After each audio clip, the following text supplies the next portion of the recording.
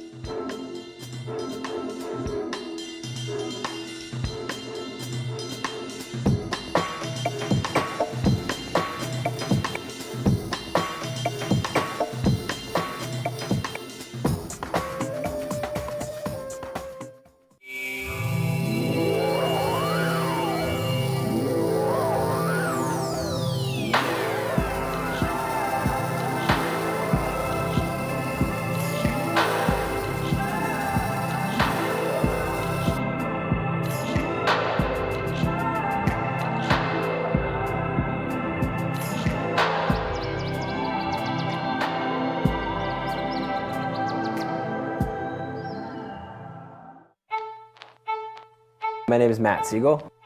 I'm a professional climber, and I've been climbing for, like 17 years now.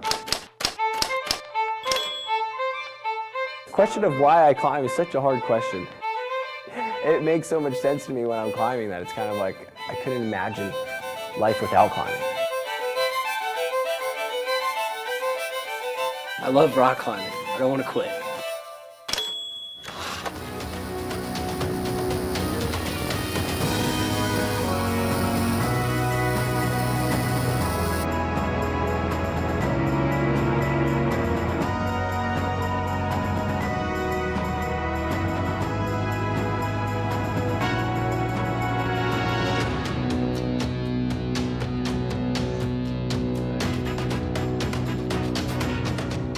We are doing it live. This is the final round of the 2015 Sport Climbing Series Open National Championships presented by the North Face.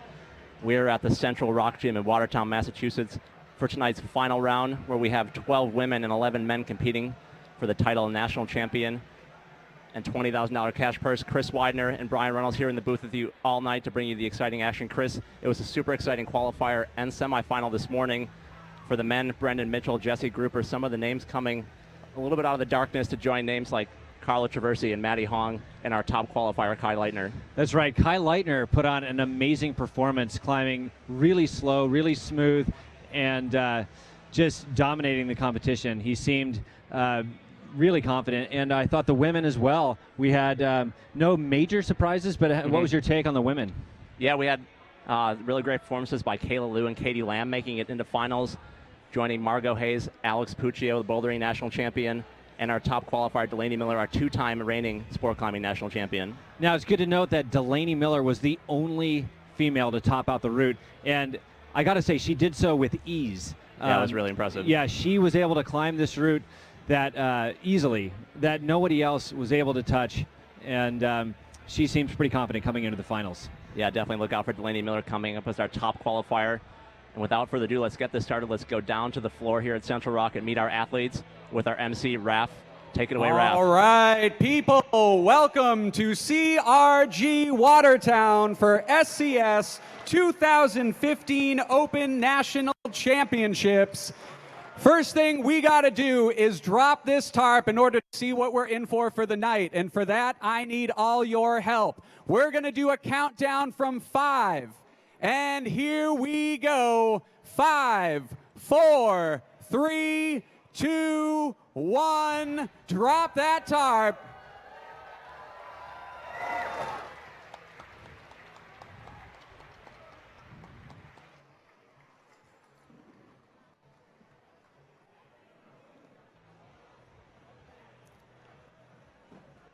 And now, without further ado, I introduce to you your SCS Open National Championship finalists. First up for the ladies, we have Marisa Romero.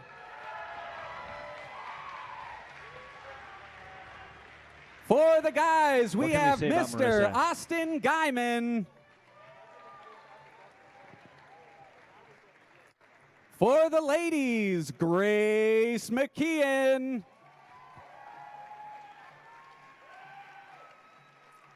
Next for the guys, we have Garrett Gregor.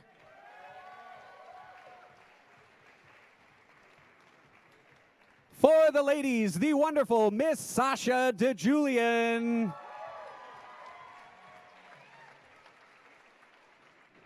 For the guys, next up, Mr. Solomon Barth.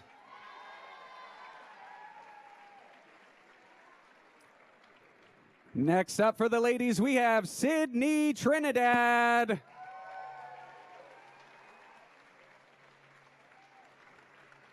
You know him, you love him, Rob D'Anastasio. Next for the ladies, we have Melina Costanza.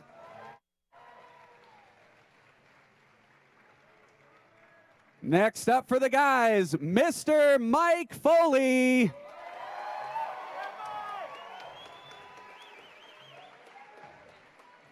For the ladies, the one, the only, Katie Lamb.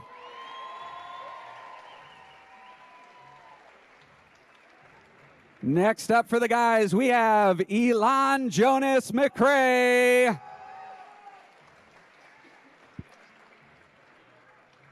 Next up for the girls, Kayla Lieuw.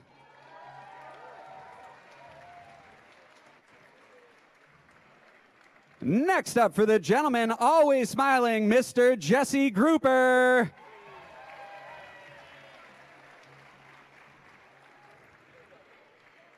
For the ladies, the wonderful Claire Buhrfeind.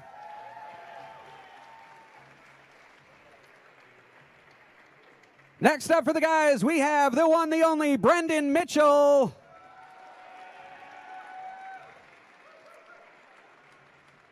Coming out next for the girls, we have Kyra Condie.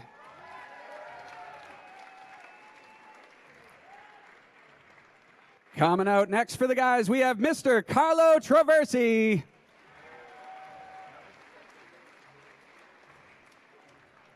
For the ladies, the delightful Margo Hayes.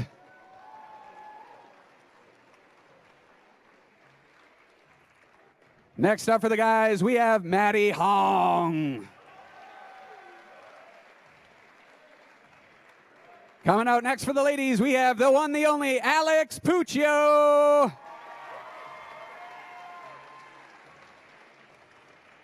For the guys, Mr. Kai Lightner.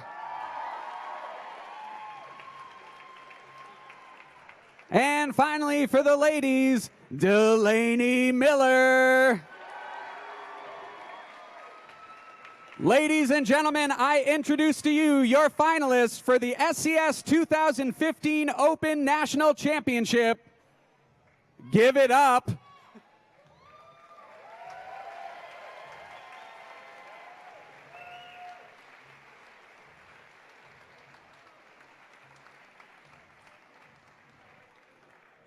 So here's what's going to happen next. All of these athletes are going to be given a few minutes to preview the two routes that they are going to be on.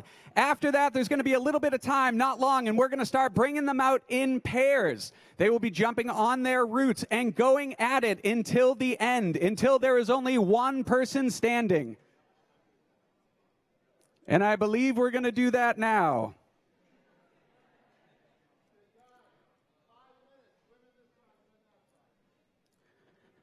During this time, I want to talk a little bit about our sponsors. Let's give it up for them. First off, our founding partner, the North Face, Evolve. All right, there's our finalists for the 2015 SCS National Championships as they get their 5-minute route preview underway. We're joined in the booth by USA Climbing CEO Keenan Wagner. Keenan, welcome. Thanks for having me, you guys. Keenan, let's talk a little bit about USA Climbing. Let's talk a little bit about SCS Nationals. What can you say about the weekend we've had here in Watertown? Sports action. I've been impressed consistently with youth competitors again that have come up through our youth ranks and making their debuts, so to speak, for this SCS Open National Championships. Boston's a great town. The weather hasn't been cooperating with us, but it's great weather for indoor climbing. Exactly. It doesn't matter what's happening outside. We got a comp inside here. The folks at Central Rock, I can't say enough about their professionalism, their ability to support our event.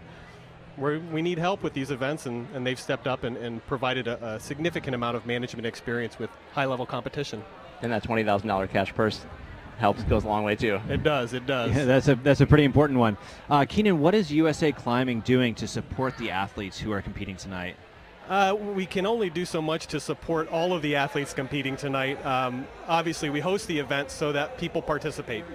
We have a full scale of great elite-level competitors competing at the event. I think where we've always come short is supporting the team, the U.S. team. That's a big deal for most other sports. We've never been able to consistently support our U.S. teams with international competition in terms of the costs. I mean, it costs a lot for plane tickets, meals, entry fees. Having the support system that you need when competing internationally. We had a fundraiser earlier in the fall of our fiscal year that failed miserably. We actually lost a bunch of money on it, but that hasn't stopped us from continuing to try and develop ways to support these athletes. In the coming weeks, you'll see us announcing a new crowdfunding platform for our U.S. team members. At this event, at this event, the top 6 will consist of the U.S. team. The International Federation recently changed the quota that we can have in terms of number of athletes per gender at World Cup competitions.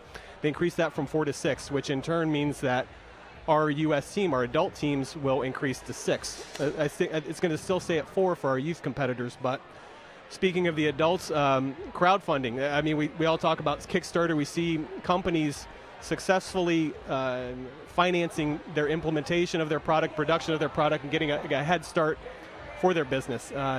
There's a company called Rally Me that does a similar thing for national governing bodies like USA Climbing or USA Ski and Snowboard.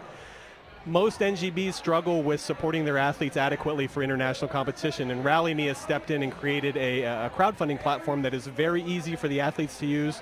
It's geared specifically towards raising money towards athletics. And we've signed an exclusive deal with Rally Me such that they're going to be the only source that our U.S. teams can use to crowdfund their participation in competitions internationally. And obviously, I don't need to lecture anybody involved on what crowdfunding means, but it's a lot of small donation. It's not big money donors, but $20 here, $20 there, it all adds up. And that's what we're trying to target. Well, that sounds great and something to look forward to. And I understand that there are some other things to look forward to with USA Climbing, some changes coming down the road. What's in the near future for USA Climbing? Well, we just announced the implementation of our rebranding effort. I love the old logo. We still have it shown on the gobo on the wall here, and when I compare it to our new logo behind us here on this shot, I can't help but love it. I think this one's a much fresher brand. I think it speaks more to the youth and energy of our constituency, and it gives us something to stand on when approaching sponsors or speaking to the general public. It was important for us to do this because for a long time we've been trying to get our minds wrapped around getting a new website implemented. And I didn't want to go the route of developing a new website with the old branding because we would have to redo it eventually anyways. I'd rather get this branding piece done. Now it's time to start working on the website. I just signed an agreement for the development of this website last week. So exciting things are happening for us in terms of our digital presence. No one knows more than me how dated and horrible our existing website is in terms of what else is out there in the internet currently. Yeah, it served us well, but I know a lot of people are looking forward to that. Yes, absolutely. Update to the website. As the competitors continue through their route preview, we can see them kind of all working together. It's one of the unique things about climbing, how the camaraderie between competitors, always trying to help each other even in this high-pressure final atmosphere at SCS Nationals. Well, Keenan, thanks a lot for stopping by the booth. It's great to get your input as always. And thanks to you guys. I appreciate it. Make sure you're nice to Luke while he's in here in the booth, right? That'll be up to us. Enjoy the show, Keenan. Thank you. Thanks, Keenan. Yep. Thanks to Keenan Wagner for stopping by. Going to transition and talk about some of the route setting here. One of the members of the route setting team, Luke Bertelsen. Reminder, these competitors are going through their 5-minute preview right now, and then we will get right to the climbing after that. We've got a lot of climbers to get through, 12 women and 11 men, and we'll explain how that works in a little bit. But right now, we're joined in the booth by Luke Bertelsen from the route setting team. Luke, thanks for being here. Oh, my pleasure. My pleasure. Happy to talk with you guys. So, Luke, the competition went through 3 rounds. We had qualifiers last night, semifinals this morning, and finals tonight. 2 routes yesterday, 1 route this morning, 1 route now. How do the route setters approach the weekend as a team? Well, one of the things that's definitely different for us this year is the addition of the round. Yeah, it's the first year that they had semifinals. Yeah, and so these guys, as opposed to in years past where they've got, a day to kind of go home, get out of that competition mode a little bit, maybe, get some good food in them and come back and be ready to do it all over again. They were here at noon today. And that definitely affects how we approach what we're doing with the athletes. We need to take that into consideration in their, how they prep to climb twice in a day and get back into that competition mindset, and again, how we test them. So. And tell us a little bit about how the routes evolved through all the rounds, from qualifiers to semis and now to finals. Well, our goal for the weekend is really to find, the best climber, the most well-rounded climber. We've got this amazing field of play here at Central Rock, these nice tall walls, lots of structures that are built specifically for us to use, lots of new holds from our hold sponsors. So we really want to test them in a lot of different ways. We definitely have done that, and we've seen a lot of great climbing over the course of the weekend. So. And let's talk about these finals routes. And we'll start with the women, because that's what we're going to start with Marisa Romero in just a second here. What can the people at home expect to see on the women's finals route? Well, it's definitely a traditional USA climbing style to have a lot of showy movement. But, we can't rely on that alone. These taller walls allow us to test the climber's endurance as well as test them mentally. And I think that with the women's route specifically, hopefully we're going to see some of that shown in, some movement that we'll see these guys hopefully reach certain points where they have to actually commit to some moves that may not be comfortable on a rope. So. Yeah, the women's route is the one on the left here with all the green holds and volumes. The men's route is on the right with the purple and yellow holds. Getting a good look at that here. What can you tell us about the men's route? The men's route is... It's, again, our goal with these athletes is really to give them no opportunity to just kind of catch their breath and recoup. These athletes, as we've seen, are so fit that we really need to kind of put it to them. So our goal with all of these routes is that they, progress in difficulty toward the top. With the men's route, you can see that it really snakes a lot, so it's kind of taking an S-curve up at a couple points, and there's a ton of movement. A lot of these larger new E-grips features, they look very good, but I can tell you from firsthand experience climbing on them that they are not quite what they appear to be. These guys they'll be getting pumped on their way up the wall. What are your predictions in terms of the men and women competitors? Do you have any guesses on how they're going to do? I really think that the semifinals round was again nice for us because we really try to put the hammer to the climbers in that round, and that gives us an opportunity to see how they're going to do in finals going forward. And we were, as a route setting crew, able to see some of the competitors. They don't get tired, and so Delaney Miller got to the top of the route and looked like she was still warming up. Yeah. But then some of the other athletes who really came out in qualifiers and surprised us, we started to see some chinks in their armor a little bit, and that helps us understand those last tweaks that we make for the finals routes going forward into this round. Yeah, I'm really looking forward to seeing all these athletes test themselves against these finals routes. Looks like we're about to get underway here with our first female competitor, one extra woman competing in finals today. And Luke, what's the mindset of the route setters when you're watching finals? Are you guys nervous, excited?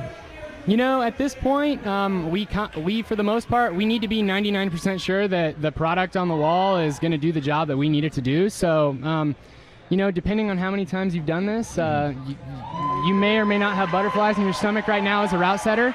And hopefully, if you're confident, you're just going to kick back and enjoy the show like the rest of the crowd. So, awesome. And who is on the rest of the route setting team real quick? Who else helped you out this weekend? So our chief was Brett Johnston, put together a really great crew. We had a great week of work together. Mike Helt, who's chief to this event in several years past, myself, and then Rylan Marshall and Meg Coyne were our two our apprentice and our intern route setters, and both of those guys did great, and we worked as a pretty seamless team to get this job done. Our host setter was Shane Messer here from Central Rock, and again, worked great, and it was a great week, a lot of fun.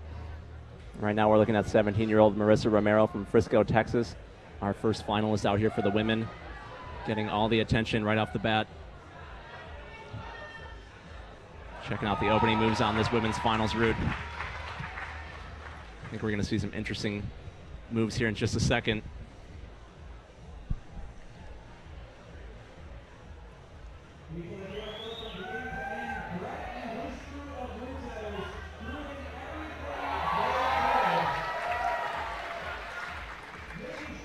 It looks like the showy moves might be starting about now that you were talking about.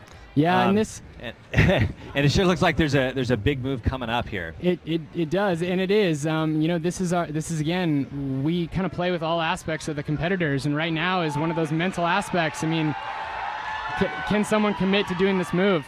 Oh, nice. Nice work by Marisa Romero. That is spectacular. Love it. That is nerve-wracking in front of this huge audience here. Big crowd watching around the world on the internet, LT11.tv. She looks very comfortable right now, but now she's going to get into the serious part. And yeah, to me, this part looks very difficult. Footholds are good. The handholds look terrible. She's testing them all out at the moment.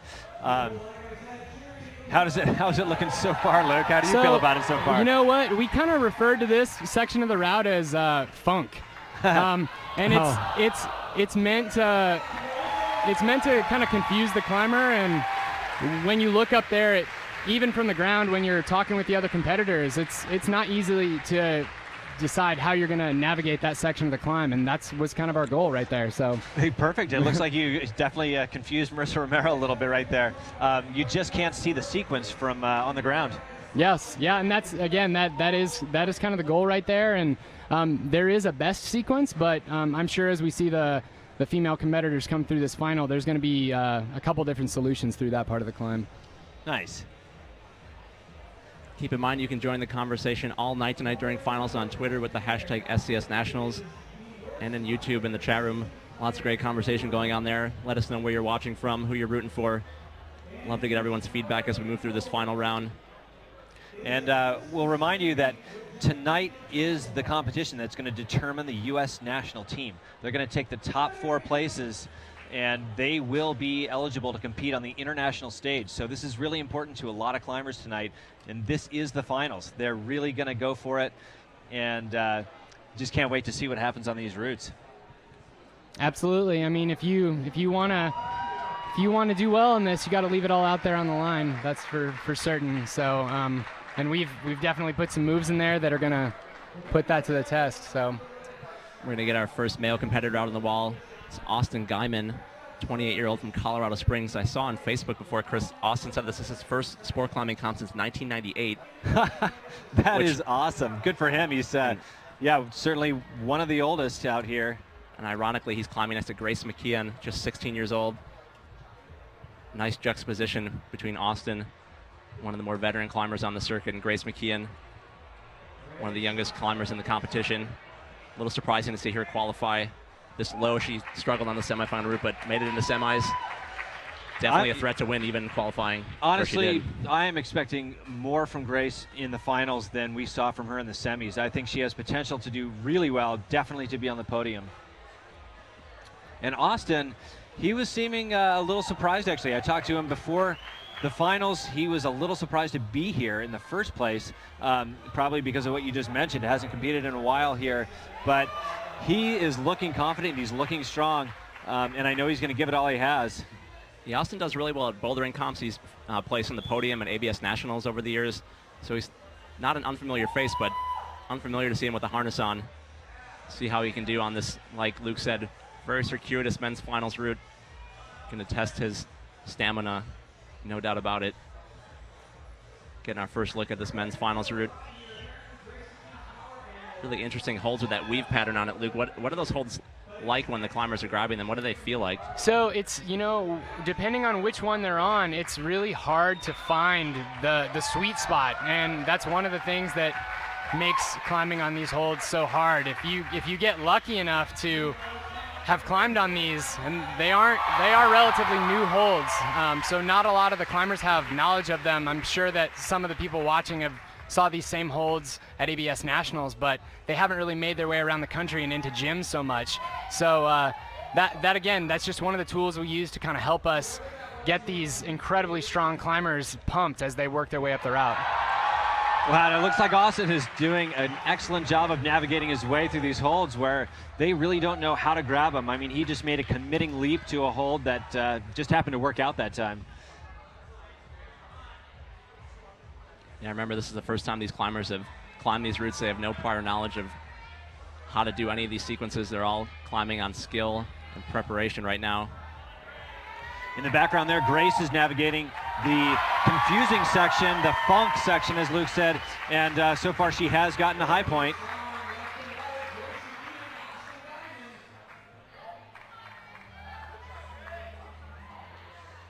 Climbers about even, about halfway up these walls at Central Rock here in Watertown, Massachusetts. Austin Geiman really getting into the tough meat of this men's final route at this point. Looking very confident. He's doing great. Are you surprised to see Austin this high up? You know, I know, as Brian said, Austin, there he goes. Yeah. He's got the power for sure to do those types of moves, but it builds on you, and that's what happened right there. So yeah, that looks like a pretty unforgiving section of holds there where you get out of sequence or just lose your focus there. You're going to be off the wall, as we saw with Austin Geiman right there. Focus in on Grace Mckeehan. And what we're doing slightly different than we did in the semis is we are going to wait until Grace finishes, and then we will bring out the next two competitors out together. So this is like a separate round for each of the two competitors that come out. They both finish, and then we're going to see the next ones.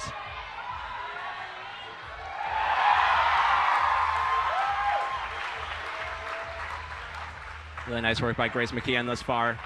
Making those clips, those are really important for all the climbers to complete the clips in order. And it looks like a lot of climbing between where she is now and the next clip. There's a lot of sideways movement, making these routes even longer than they are tall. She's looking really smooth, Chris. Climbing much better than she did during semifinals. Just have to get into the final, and then anybody can win. We saw it last year with Brad Weaver for the men. And see if Grace Mckeehan can do it here for the women in 2015. She is fighting for it. This is what I love about watching Grace climb. She fights till the bitter end. We didn't quite get that from her in semis, but right now she is doing what she does best. Was that about the sequence you envisioned for that section? Yeah, you know, she's making a good go of it right there. It looks like she's comfortable, but as we just saw, you know, there was some hard moves to get to this little section where it seems like she's getting a little bit of it back. So even though Grace is just 16 years old, she is a seasoned competitor on the U circuit, but competing for a number of years. Done well at bouldering and sport climbing and speed climbing. Showing that here tonight in Watertown. Desperately clawing, and she did control a couple holds before falling off. That was really impressive effort by Grace Mckeehan. Great effort by Grace, and with that, Luke, well, thank you for stopping by. I really appreciate your insight and all your hard work this weekend. My pleasure. Go enjoy the show. Will do. Yeah, thank you so much. Thanks to Luke Bertelsen, one of the route setters this weekend at the 2015 SCS National Championships here at Central Rock. And Chris, we are just getting started, getting our first look at both the men's and the women's finals routes. Yeah, this is exciting so far. I think what Luke was talking about with those showy moves, we're starting to see some of those. And I think always makes the route setters a little bit nervous to see one of the first climbers getting up that high on the finals route like that, but we know that Grace Mckeehan is more than capable of winning, so we'll see how this shakes out as the rounds progress. Going to get our next two climbers out. For the women, it's going to be a very familiar face. Three-time national champion Sasha Digiulian going to be coming out for the women. Solomon Barth on his way out for the men.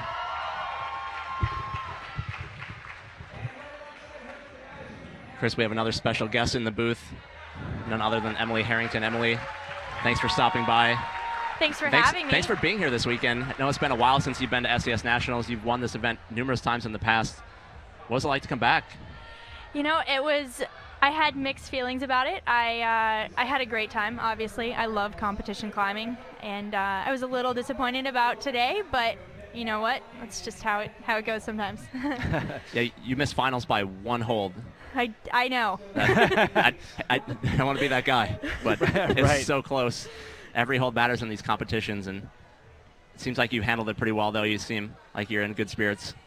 Yeah, you know, it took a little bit. It took a couple hours or so of feeling sorry for myself, but yeah, I think I'm over it by now. Nice. It's really cool that you're actually here joining us in the booth. So Sasha Digiulian is now stepping up to the wall. What do you expect to see from her? You know, I honestly don't know. I think Sasha, she definitely has a lot of fight in her, and I think she could pull it off. But like you guys said, it could go to anyone, really. The field is really strong, and I've been super impressed so far. What's it like? You won SCS Nationals numerous times. Sasha's won numerous times. What's it like to come back as a champion? And is there a lot more pressure on you, do you feel like, when you come back? I definitely think there's more pressure, and I think Sasha probably feels the same way. I think it gets harder and harder every year, just to sort of keep up. Mm-hmm. And there's always those dark horses that are coming through and climbing really strong and working hard, and you constantly have to be on the top of your game, and I think that's difficult. Yeah, definitely. Yeah, for sure. Now, what about Alex Puccio, who's been in the top of her game, at least in terms of the bouldering competitions, having won 9 in a row now? She's making a comeback to sport climbing. Do you think she feels the same kind of pressure? You know, I don't think Alex cares as much about SCS. Okay. At least that's what she says. I think she probably does, because she's a true competitor. Uh-huh. But at the same time, ooh, nice. Wow. The one-handed dyno Yeah. by Sasha. She looks relaxed. She's looking good. Yeah, she is looking good. And guys, I did misspeak for that's Garrett Gregor out for the men. Solomon will be out after Garrett. So Garrett Gregor out for the men. Garrett's from Boulder, Colorado.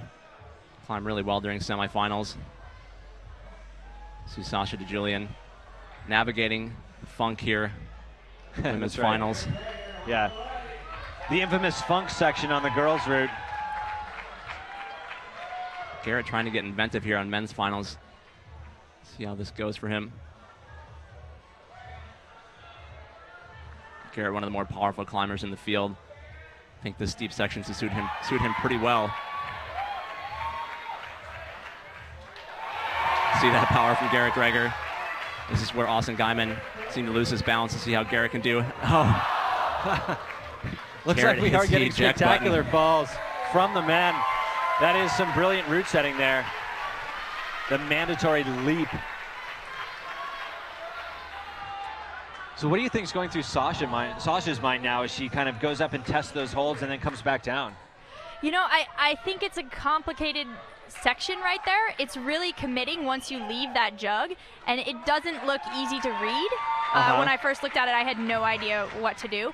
So I'm sure she's a little bit hesitant at the moment. Yeah, she is hesitating a lot more than Grace Mckeehan just did. And like you said, maybe it's just she really, really wants to get it right. Yeah, and it also looks super balancy. You really have to put pressure on those holds in the right way because they're not very good. Crowd really urging Sasha Digiulian on. Trying to get her through this tricky section. Not quite sure what to make of this. Oh no. Sasha Digiulian. How do you think Sasha feels about that, Emily? You know, I think she's probably a little bit bummed with that, but Sasha's a great sport, and she bounces back quickly. So I think she'll be smiling shortly. Nice. Just like you are. Yeah. Because you bounce back quickly as well. Yeah, you kind of have to, I think. Do you mind telling us just a little bit about your year of goals and how this kind of played into it, this competition? Yeah, so I basically chose 4 goals within the disciplines of climbing that I'm passionate about, and the idea is to achieve something in 2 disciplines that I basically came from, so my roots, which is competition climbing and sport climbing, and then 2 disciplines that I've branched out into in recent years, which is big wall, trad climbing, and alpine climbing. And the first goal I had was to make it to finals at SCS Nationals, which did not happen today. But the idea behind the whole project, it's really a very personal project, and it's more of a, I don't know, an identity thing, defining myself as a climber and just sort of exploring all these different disciplines and trying to achieve something in each of them. So.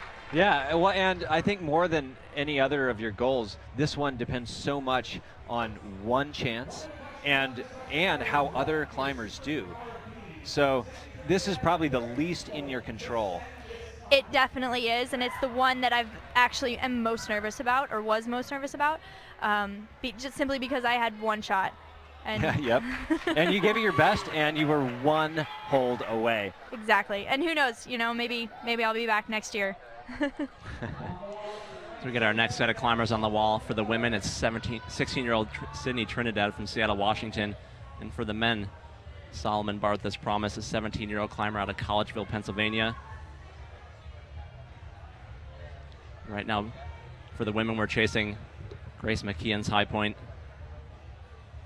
Now, Sidney Trinidad is a name that I'm not really familiar with before this comp, but she really impressed me in the semis. Yeah, Sydney's another one of these decorated youth competitors. She is a continental champion in lead climbing, which means she's won a competition, I believe, combines South America and North America in a youth competition, so she's on the U.S. national team. She's still trying to get that national championship title here tonight. And from what we've seen, I mean, she definitely has a chance.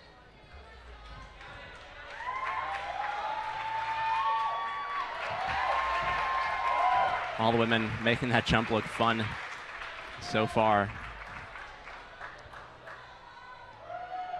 And Emily, how much has this changed since your heyday at SCS Nationals?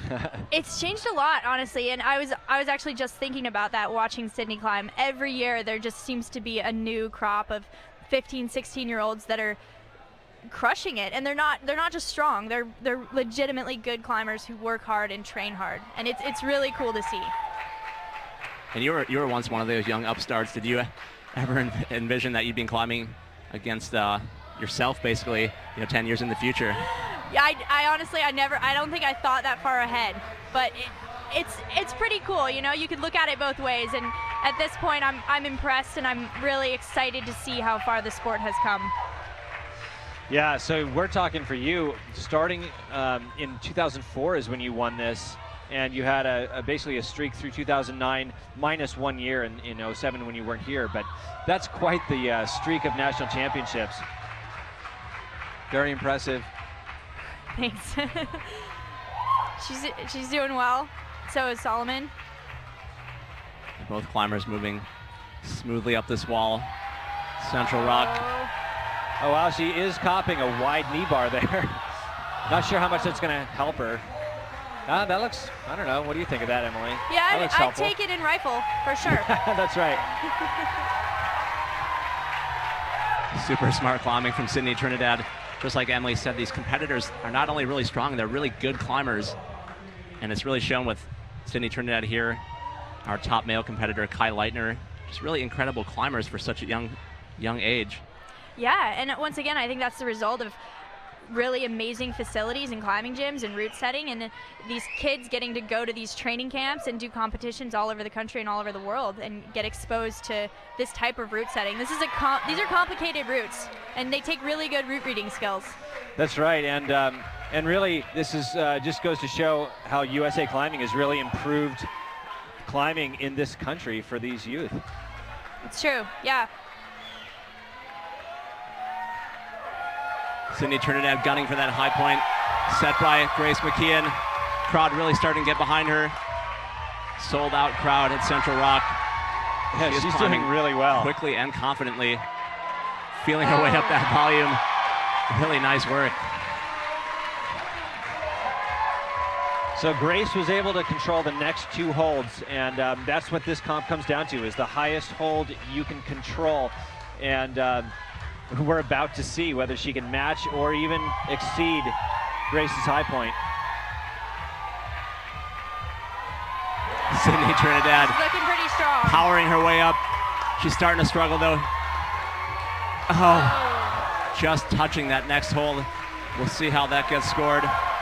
We are just getting started here in our final round You are watching live coverage of the 2015 SCS Open National Championships presented by the North Face. Don't go anywhere.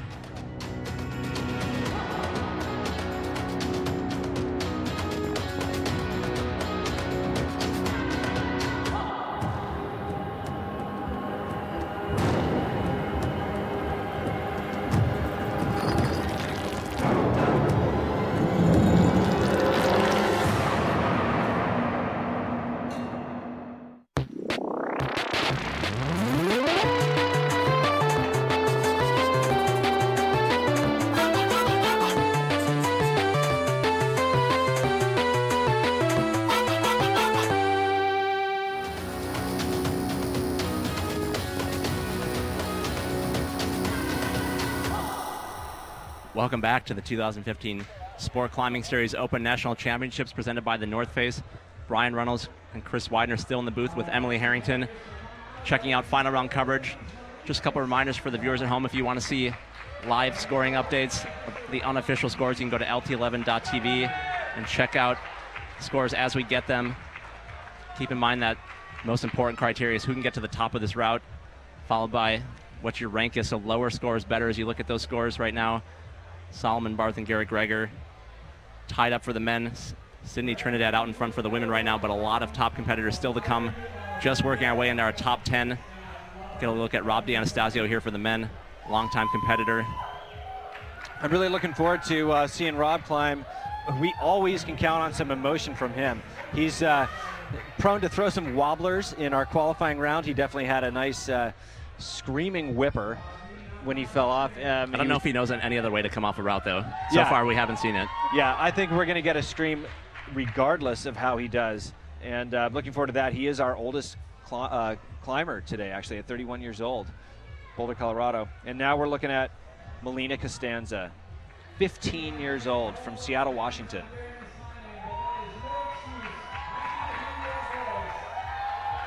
Rob, one of the strongest climbers, does really well bouldering comps. And as we see here, no slouch at rope climbing. Either he made finals at SCS Nationals last year. Yeah, and it's pretty interesting when Rob throws these wobblers.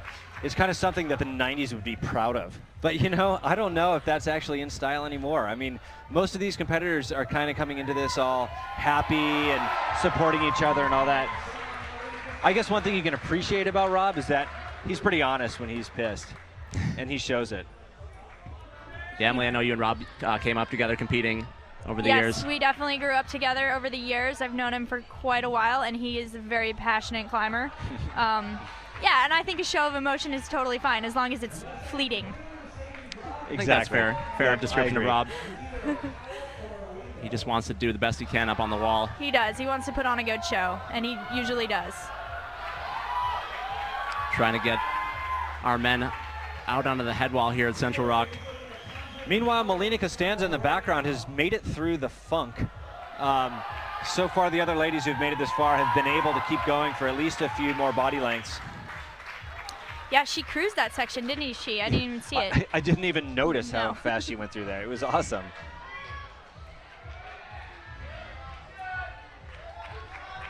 Remember, you can join the conversation all night during finals on Twitter with the hashtag SCS Nationals. Got a lot of passionate fans out there watching. It looks like Rob is working for it here. Let's see what he can do. The Italian stallion sticking to the wall, barely. Oh.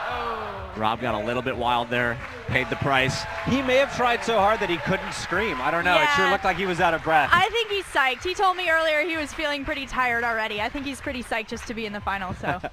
Awesome. Now Rob can put away his harness for the next 11 and a half months. Yeah.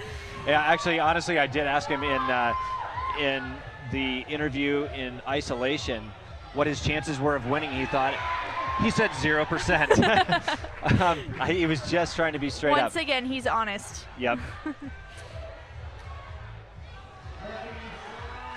Melina Costanza hiking the route so far. She's looking really light, really strong. She's going to have to reach back and clip that draw because it is not legal to skip any draws in this comp. So that could be a problem at this point. I don't know if she sees that or not. I don't know if she's going to be able to reach back from where she is. I think she could go. She might be able to reach 2 holds from now, but if her feet get above that quick draw, she is disqualified automatically. See if she can sort this out. Just 15 years old, one of our youngest competitors. In her first SCS National final for the adult division. It's interesting too, the route setters before were putting little tick marks where the hidden holds were, and what's happening here is there's a hidden hold for her left hand, and she just can't see it. If she's a little bit higher, she'd be able to have a decent purchase. So I guess it's just making it more tricky, more natural. And she is in no man's land right now, and that's going to be it. Really great effort by her this entire weekend. Melina Costanza in Seattle, Washington. Suspect we'll be seeing her for years to come in SCS Nationals. And Emily, as a competitor, what do you do when you get in a situation like that where you maybe climb past a clip or you just got in a position that you aren't comfortable with and you can't go back? You know, I think the ideal thing to do is just breathe, gain your composure, and try to figure out your way out of it. I remember watching Sasha Digiulian last year in the finals when she missed the last clip and ended up having to down climb in order to clip, which I thought was pretty impressive and composed. But yeah, I mean, for the most part, you just have to try to remain calm and figure it out. Unfortunately, a lot of times it doesn't work out like that. Yeah. Is that something that just comes with experience? Yeah, I think it does come with experience, and I think, you know, a lot of it, the experience comes with just not trying to make those mistakes in the first place. Sure. Really remembering where you're supposed to clip, because that is one of the most important things, and a lot of people forget. Yeah, it's definitely easy to do when you're excited to keep climbing and the crowd's pushing you on. It's easy to just blow right past those cliffs as we saw. This is an on-site format competition, so these competitors have had only 5 minutes before they step up to the wall to look at the route. They have only seen it for 5 minutes, so each of these competitors are taking at least a few seconds when they stand to the base to remember the sequence that they have in their head. Emily, how important is that when you have only 5 minutes to look at a route, to memorize the sequence? What do you actually go for there? You know, I don't actually memorize the sequence when I'm previewing a route. I try to get a really general overview of what's going on, and then I try to pick out points that I think might be trouble spots. And try to really see, like up, for instance, on the women's route up there with that hidden hold, just maybe try to take note that there's not a tick mark there and try to remember to actually use it. And then I also think about clips. I try to think about where the clips might be difficult, because once again, that is where a lot of competitors run into issues. Nice. On the wall right now for the men, we have got Mike Foley, 24-year-old climber from Lincoln, Massachusetts. And for the women, Katherine Lamb, climbing her finals route. Mike Foley has climbed 5:15. One of the few Americans to climb that grade. Katherine Lamb just succeeding on the spectacular dyno that so far might not be as hard as it looks. They've all made it so far. Yeah, it definitely looks intimidating, but maybe it's just intimidating and not really that hard. I don't know, it looks hard to me though. How difficult is it to deal with that? You know, it's one thing to do this at the gym with your friends, but when there's hundreds of people watching here and thousands watching at home, it's a little more difficult to go for a move like that. Yes, there's so much more pressure involved, and it definitely makes it a little bit more of a mental game, I think.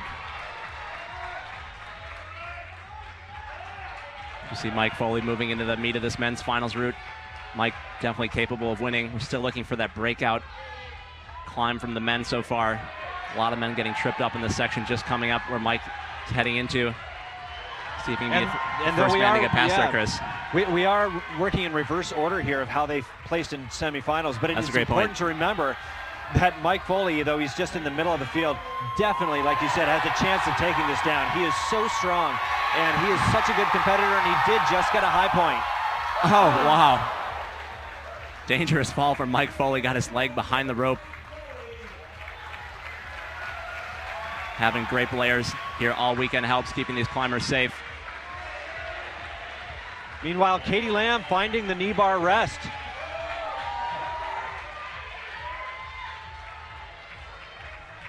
That's awesome.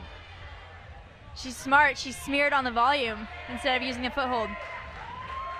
That's not something that everyone would see. No. It's good knee bar technique right there.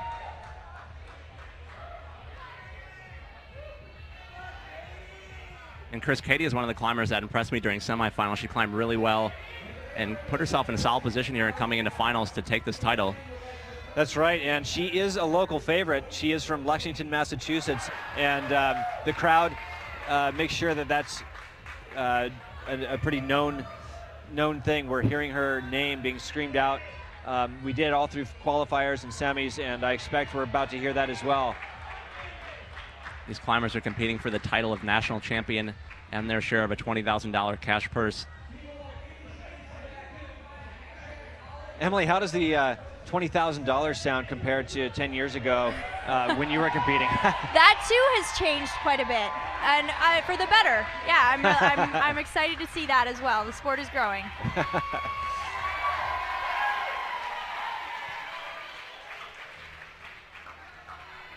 Katie Lamb moving smoothly up this women's finals route into the steepest section of this wall at Central Rock in Watertown. You know, it's interesting so far, all of the rounds, the women have been able to stay on the wall a lot longer than the men have. And I'm guessing that's a function of the fact that it's more endurance oriented for the women, whereas the routes for the men are more power oriented. Do you think that's probably the case, Emily? Yeah, I think in general I would agree with that. I think there's a little bit more rests. And also, I think the women in general might climb a little bit slower for the most part. Okay. Take their time a little bit more. But I think you're right. I think the men's routes tend to be a little more bouldery. Yep. Katie Lamb really fighting with this sequence, trying to get her heel out on that hold that you can see there, trying to power her way up to that undercling, but not able to do it. Great performance by Katie Lamb this weekend, though. The crowd. She knew where her heel needed to be, but she just couldn't make it work for that move. So she tried to just smear her heel, and didn't work. Didn't work. Gonna catch our breath here. We're about halfway through this final round already. Crazy. Goes by quickly. Hard to believe that it's already halfway through. Stay tuned. After the lead finals are over, we'll have the final round of the speed climbing national championship while we wait for our final results for these lead climbing competition. Do not want to miss speed climbing. Actions be fast and furious, Chris. Very furious. I'll take this moment, too, to just give a shout-out to LT11, that's Louder Than 11, the only production company doing this kind of thing here in the U.S., bringing the live feed to everybody. So thanks to all of our viewers today, and big thanks to LT11. Starting to climb now is Elan Jonas Mcrae, a very strong, tall and thin climber who is a technician. He's very precise when he climbs and very serious looking. Yeah, at least that was my impression. What do you think? Well, Elan is a really impressive climber. I hadn't really heard of him until a couple years ago when he made finals when SCS Nationals was that movement 2 years ago. He had a great haircut back then. But he's kind of quietly one of the better climbers coming out of Canada. He's from British Columbia. It's our only foreign national make final, so worth noting that he cannot be national champion, but he can win the competition.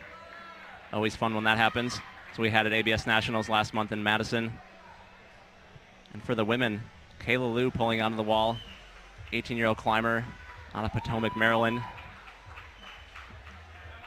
sure she'll have lots of support here in Massachusetts. It's fun having these competitions across the country because the crowd tends to support, of course, the locals. So, yeah, we're going to have a lot of yelling of Kayla's name, too, I'm sure. A lot of local support for the Northeasters.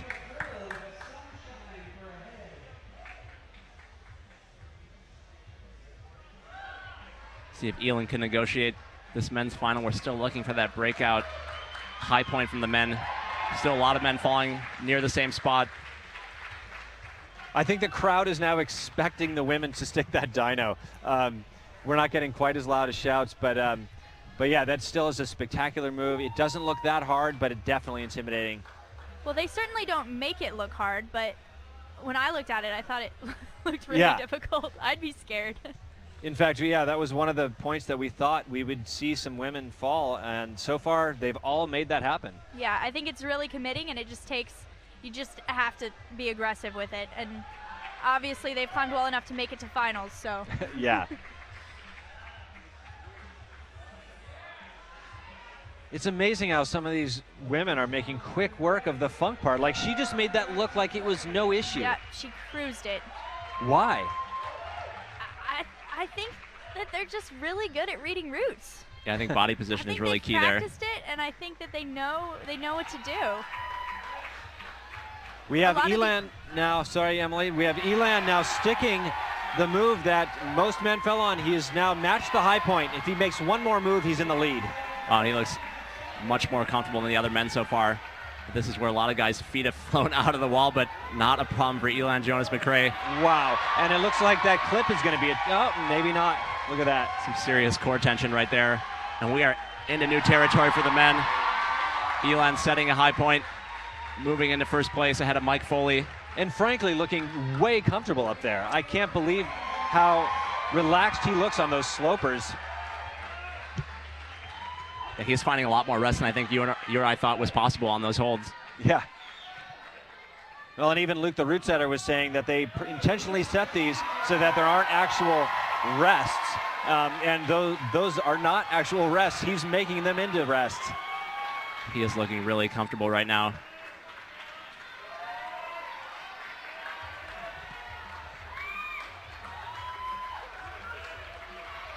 He's trying to moderate his energy. He is trying to take this route to the top. Oh! And a little bit surprising there. Yeah, it almost looked like he let go. What was your take on that, Emily? Yeah, maybe he's just that good of a climber that he just makes it look easy when he's super pumped. That could be a step. Yeah, that's a very good point. Actually, that's the first time I've watched him climb. Well, that's going to put him in first place right now. Some of our top qualifiers still to come. Now we've seen Kayla here. She has skipped the clip, just like one of our other competitors did, and it's mandatory that she clips that. She's looking at the big fall, which she just took. Yeah, it's going to be hard to recover from that. We have not seen anybody do that just yet. Reminder, you can check unofficial results at lt11.tv as we move through this final round. See how your favorite climber has fared. Remember, lower points is better.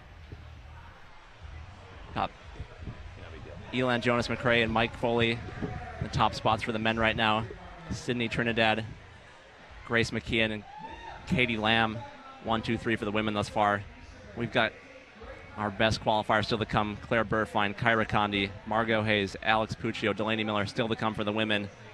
For the men, Jesse Grupper, Brendan Mitchell, Carlo Traversi, Matty Hong, and Kyle Lightner. Our top 5 qualifiers still to come for the men and the women. National championship is still up for grabs. Any of these final 5 competitors could take it. That's right. Claire Buhrfeind kind of jumped onto the scene last summer, winning the Seco Block Masters in Salt Lake City. I think that she has a really good chance of doing really well here. What do you think, Emily? Definitely. I remember watching her at Seco Comp and being impressed, and I definitely think she has it in her to take it here. She's a really fearless climber. Yeah, she is, and she climbs rather quickly, if I remember right. That's exactly right. She's also adept at speed climbing, having placed high in that. So for her, it's kind of like a mix of her skills here. She climbs quickly, and she's obviously very, very technically good. And for the men, Jesse Grupper, probably the most surprising finalist, 18-year-old climber from Montclair, New Jersey. Climbed really well in the men's semifinal, getting pretty close to high point, putting him solidly into finals. Excited to see how he does on this finals route. We just saw Elan set a high point. See if Jesse can match or exceed it. Put himself in the driver's seat for this SCS National Championship. Claire Buhrfeind is 16 years old, from Plano, Texas. She's our tallest female at 5'11". I'm wondering whether this is even going to intimidate her at all, this dyno move. I actually watched her smile when she saw it, when she was reading the route, so I think she's pretty psyched. Yeah. Oh my gosh. The only woman who did not have to cut her feet. That just looked like a regular move. It's music to my ears. Chris is a tall climber. Yeah, she's smiling. Yeah. One thing I love about Claire is that she enjoys the process. She has fun when she's climbing, as you could just tell with that smile. Jesse Grupper now working on these new holds with just texture. There's not really something to grab, as you can tell. Just an edge, just a rounded looking edge and texture.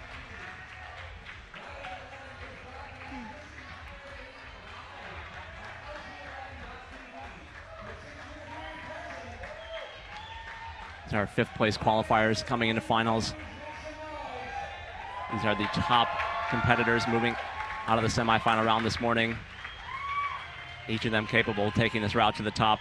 It's what the crowd here wants to see. That's what the crowd at home wants to see. They want to see somebody top out one of these routes, Chris. That's right.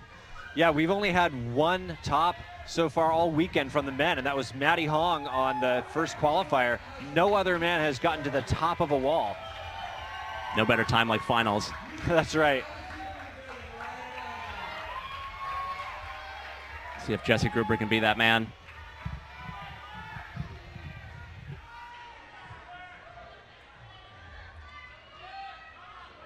In our semifinal round, Delaney Miller was the only woman to top that one out too. So overall, it'd be pretty victorious if anybody made it to the top of these very difficult routes. Jesse looking very comfortable right now. This is a section where a lot of the men have struggled. Jesse not struggling at all. Claire comes over to say hi. She looks comfortable as well. Moved quickly through that section. Cruising on this women's final.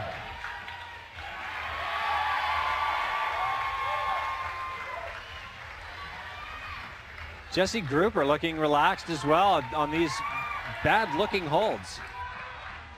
That's where it really starts to turn on for the men, though. Those holds are miserably slopey right there, but he looks very comfortable. Claire and Jesse both pushing it higher, Chris. Yeah, they're fighting for a spot on the U.S. team. They want this bad. High point for Jesse Grupper and Claire Buhrfeind simultaneously. Incredible climbing, side-by-side action at SCS Nationals. Looking down the top of this women's finals route as Claire Buhrfeind zeroes in on that finish hold. Both competitors right now setting new high points by far. Incredible action. Claire Buhrfeind. Jesse Grupper still on the wall. Incredible Claire Buhrfeind terminates the women's finals route. Onsighting it, putting her well out in front. Great job by Claire Buhrfeind. Claire could not have done any better. She is thrilled. She is thrilled coming down. She is laughing. Jesse Grupper came off before the anchor, but still making it much higher than any other guy.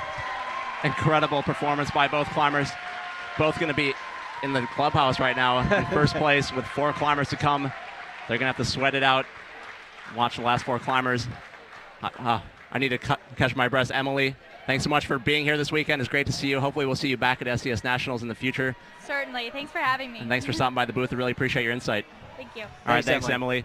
We're going to catch our breath, Chris, excuse me. I'm too excited. We're going to catch our breath, come back with our top 4 qualifiers. We'll be right back.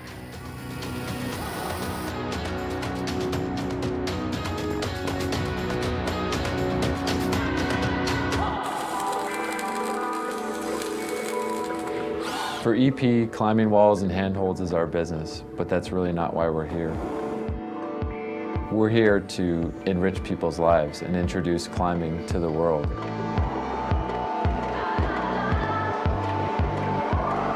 We know that once somebody gets an opportunity to go indoors and climb on a climbing wall, that they're going to be hooked and they're going to be a climber for life.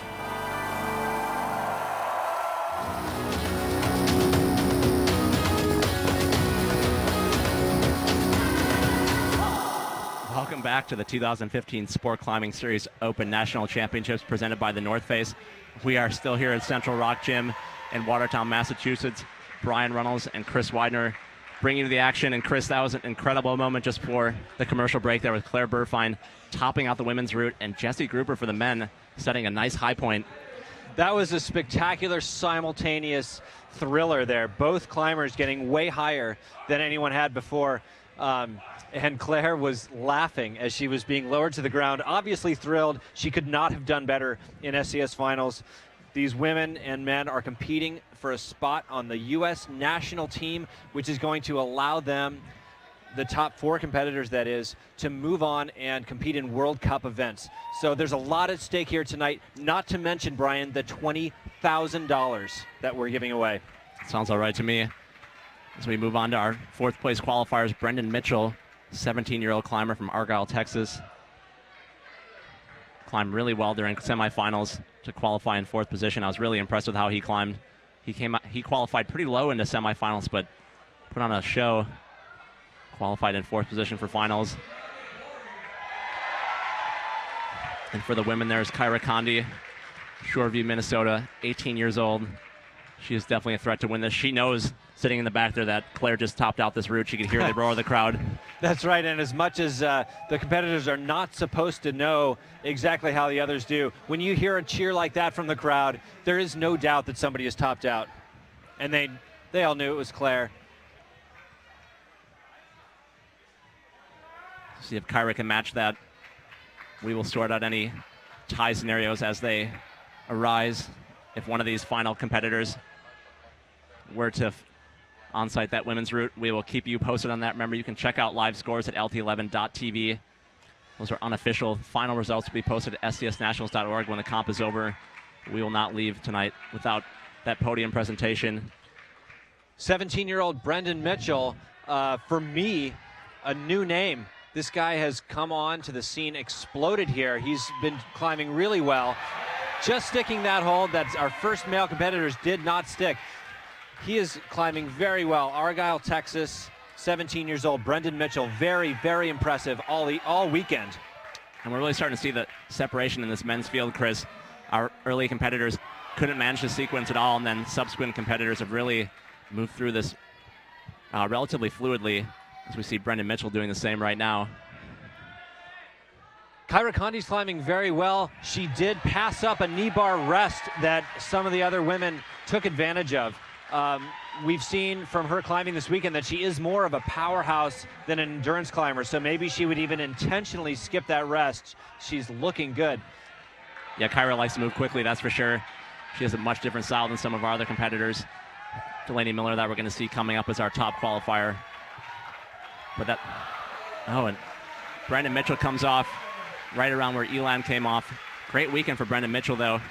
Really impressive climbing by him. All eyes on Kyra Condie right now here at the sold-out Central Rock Gym in Watertown, Massachusetts for this SCS National Championship.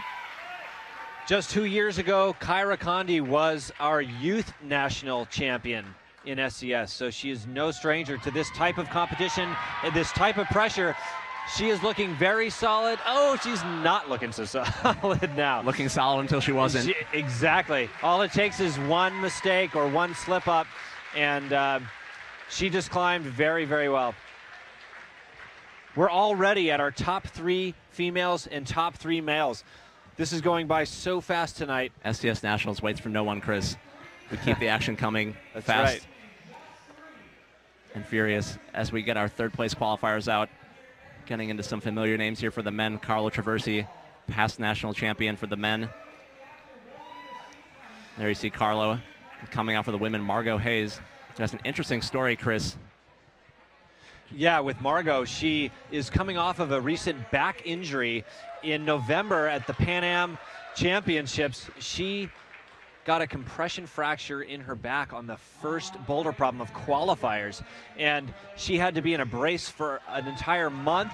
She has not had the time to train like most people would want to train before a national sport climbing championship, but here she is. She came into finals here in 3rd place. She definitely has a chance of standing on the podium tonight, if not winning. What do you think? Well, I agree. I think she's one of the more surprising climbers this weekend, just because of that injury, like you said. I know that she's one of the strongest young climbers in the country, but I would have thought with that injury that it might have held her back a little bit. Would have been surprised to see her struggle in qualifiers or semifinals, but that just hasn't happened yet. Yeah. See her composing herself before setting off on her finals route here at SCS Nationals 2015. And Carlo gets right on the wall. Carlo gets down to business quickly here. Now, Carlo, in isolation, I interviewed him, and he sounded a little disappointed with his performance in semis, even though he came in 3rd place. It sounded like he had held back just a slight bit in both qualifiers and semis, and he said he was ready to go head-to-head with this route, compete with himself, and just try harder than he has all weekend. So I'm excited to see Carlo's try hard, if we haven't seen it already. Well, Carlo, more than anybody, knows that you can't win this comp in qualifiers or semifinals, so just got to make it into finals, and then anything can happen. and he's won this a couple times in the past. Not to mention Carlo Traversi is fresh off of his first 514D red point outside. He did Kryptonite, classic 14D, put up at the Fortress in Colorado. He is not only in excellent comp shape, he's in excellent sport climbing shape. Yeah, and a lot of people, I think, would assume that Carlo is a better boulder, and he is a really accomplished boulder. He's done really well at ABS Nationals over the years and bouldered numerous hard problems outside, but Colorado's multi-discipline skill set on display here tonight at SCS Nationals. Meanwhile, Margo has just gotten through the impressive dyno, about to enter the funk section of the women's route. The crowd here knows what's possible on these routes now. Still looking for our first male competitor to get to top of the wall. They want to see it happen. They went crazy when Claire got to the top. That's right. And they're ready to go crazy if Carlo can be the first male to top out this men's finals route. Even though the interesting thing watching Carlo, Brian, is that he really does well at keeping control of his facial,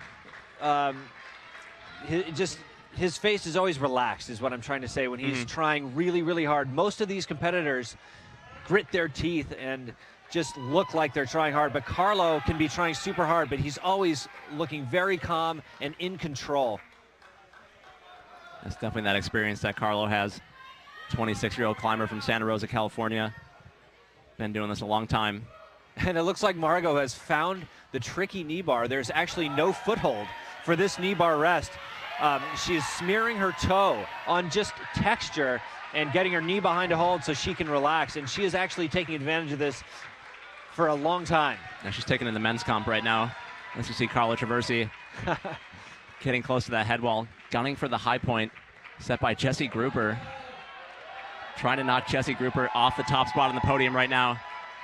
See if Carlo can do it. That was a mistake by Carlo. Cut his feet, not able to hold that in, just like Elan struggled in that exact same move, Chris. Carlo Traversi not going to repeat as national champion. Yeah, I have to say I'm actually a touch surprised at that fall. I thought that he would fight a little further up the wall, but that's the thing with these nationals. If you make one mistake, these routes are so tricky, it's not like you can recover. Yeah, it's really confusing as a competitor. 1 second you're climbing on the wall, everything's going great, and the next second you're hanging on the end of the rope and comp's over. Just like that. Yeah. Meanwhile, Margo Hayes is through one of the hardest parts of this route and about to enter the next hard part. If she can make it another few holds higher, she will definitely be among the top ranked women so far tonight.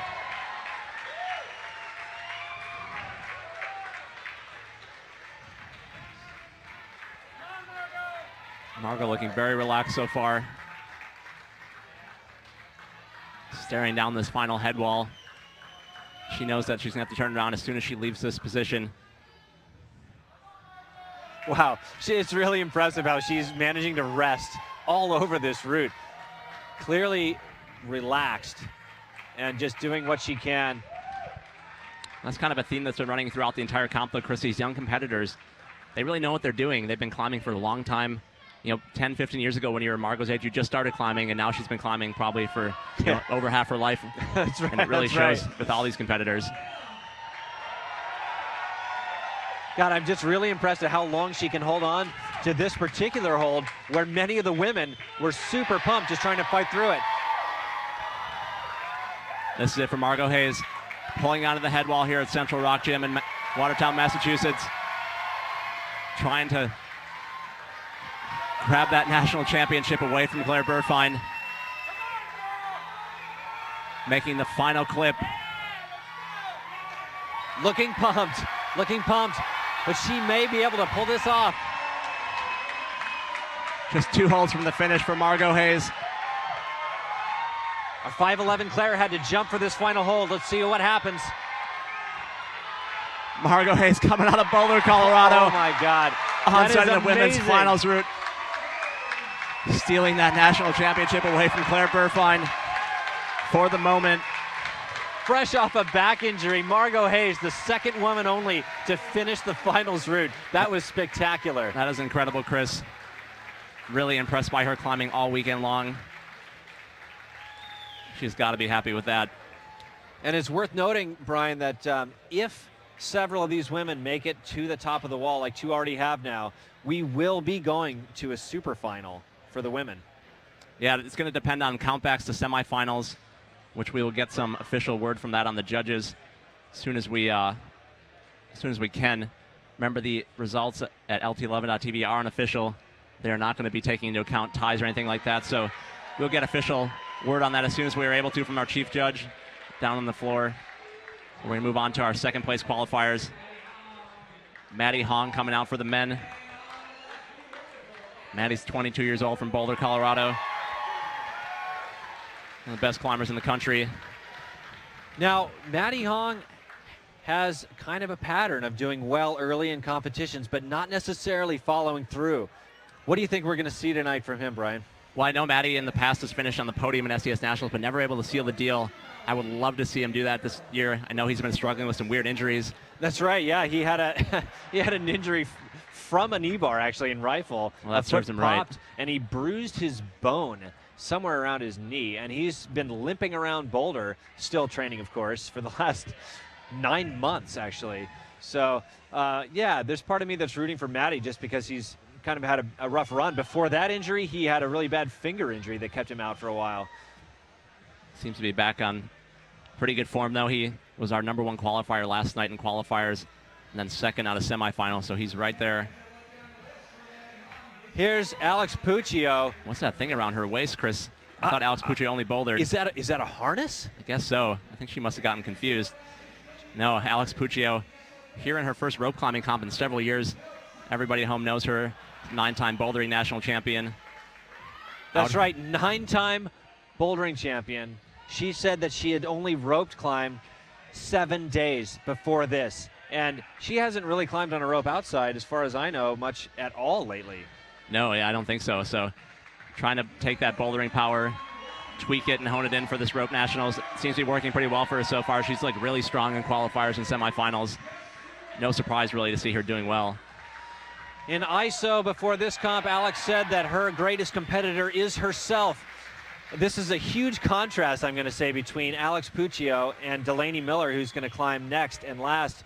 Alex said that if she had a bubble above her head and the audience could see the ideas going through her mind, we would all think she was crazy because she's just thinking about so many things. Delaney, on the other hand, said that all she can think about is the next hold. Right now, Alex was asking for some help from the crowd, I think. She wants some support here, some verbal support. She's used to the climb being over at this point. That's right. She's already done a couple boulder problems by now. Matty Hong making quick work. So far in this men's final, just over halfway up. Moving into the most difficult section, trying to be the first man to top this men's final. I'm impressed with Matty so far. He's looking poised. Meanwhile, Alex, her challenge is just to not rip the holds off the wall. She said that one of her things is that she tends to overgrip. And why not? She can. See if Matty Hong can negotiate the section that just spit Carlo off. Carlo just tried to float out to the next hold. Matty seems to find a way to crimp just about every hold. That's right. Wow, he's doing awesome. I'm really excited to see this. Like you said, he has been on the podium before several times, but he's never taken first or second place. Oh, Matty getting hung up in the rope there. Looks like he's okay, though. He's going to continue pulling onto this head wall. Just powering through those holds. Oh, his foot slipped, and that I do not think he matched Jesse Grupper's high point. We're going to check on that in just a second. I can't quite tell. What do you think? Was that a tie for that hold? We'll have to check the scores. That's a really incredible story, though. Jesse Grupper right at the top of this men's field. Alex Puccio trying to match Margo Hayes. Margo Hayes in first place right now. If Alex tops out this route, her and Margo will be tied based on countbacks to semifinals. And that will give us a super final between those two women. So we'll see how this goes. No, Alex wants to finish this route. and I think, Chris, she's definitely capable. That's right. So far, the only competitor composed enough to look back at the crowd and ask for support. Alex Puccio is visibly strong. She climbs strong. She does not look pumped. And it's safe to say that not a single one of these moves is very hard for her. The only way she's coming off is if she makes a mistake. Just based on Alex climbing history, this top section does not seem like it should pose too much difficulty for her, but she's got to execute these moves, staring down this head wall. She looks very comfortable, though. Trying to match the high point of Margo Hayes, who just finished the route. Put them in a tie for first place with one climber to come. Alex Puccio making it look easy, Chris. Yes, she is. I'm actually a little surprised. These final moves on the women's route don't look so bad. I guess the last move does, but those final slopers aren't so bad. This is a long move. We'll see if she takes the leap. Oh, wow. Oh! Alex Puccio swings and misses on that finish hold, Chris. That was really surprising. And that leaves Margo Hayes in first place with one climber to come. Wow. On the doorstep of a national championship just a few months after breaking her back. I am very shocked so far that Alex just fell on that move. And just like that, Chris, we are down to our top qualifiers. Going to get Alex Puccio untied here and get those qualifiers out here. Kayla Lieuw and Delaney Miller. The national championship up for grab for both climbers. If Delaney can onsite this route, she will be the national champion for the third year in a row. Kayla Lieuw trying to pass Jessie Grupper, still unofficially in the lead right now. That's crazy. Jessie Grupper. Wow. It just goes to show this can really be anybody's comp.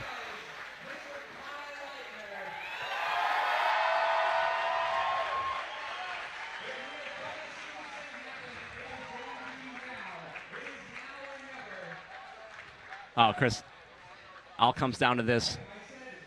One climber left for the men and the women. What are you thinking? Do you think Delaney can get to the top of this route?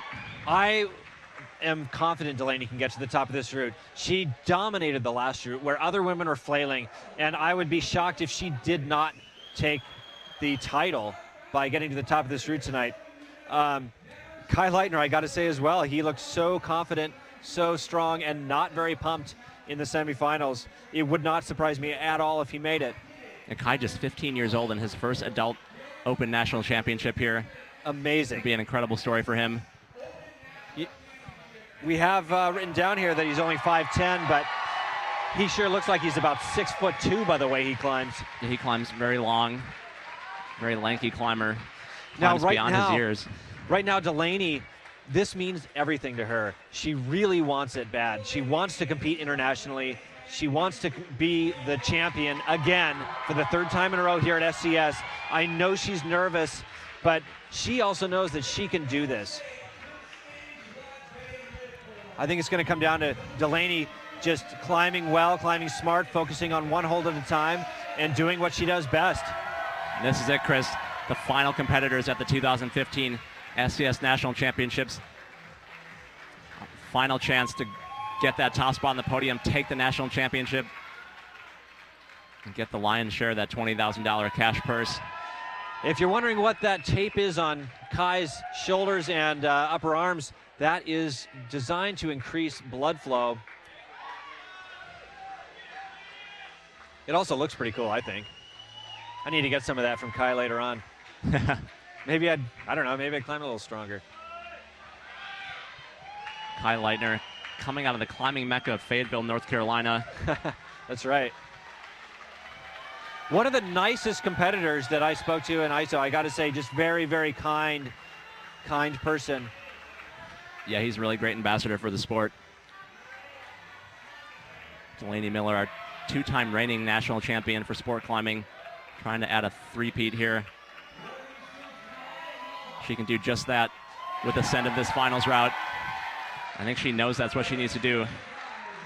The only woman to finish the semifinal route. Really impressive that none of our finalists for the ladies have fallen on that dyno. It's a big dyno, but it's a huge hold. So Probably not technically too hard, but like we said when we talked with Emily, very intimidating. And that's a huge part of this event, is how can you control your own mind. So far, Delaney Miller climbing like she normally does, very, very precise and methodical. She's a very calculated climber, and I expect her to get to the top. See how she does. Get a nice look at these walls at Central Rock Gym here in Watertown, Massachusetts. A great venue for this SCS Nationals all weekend long. Really putting on a great show for test these climbers. Oh my gosh, Kai making it look easy so far. Pretty much every other male has cut their feet jumping to that hold. He made a simple reach that really did not seem to tax him at all.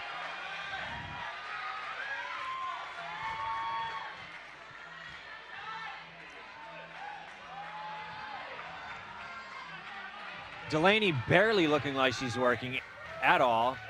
These competitors are some of the best climbers we have here in the United States. They are both looking forward to representing America on the world stage, which is a big part of what this competition is for. Selecting our U.S. national team. Crowd really urging on these climbers. They want to see one of these guys get to the top of this wall. Kai Lightner definitely could be that climber. He is our last chance. Delaney Miller. Chilling out.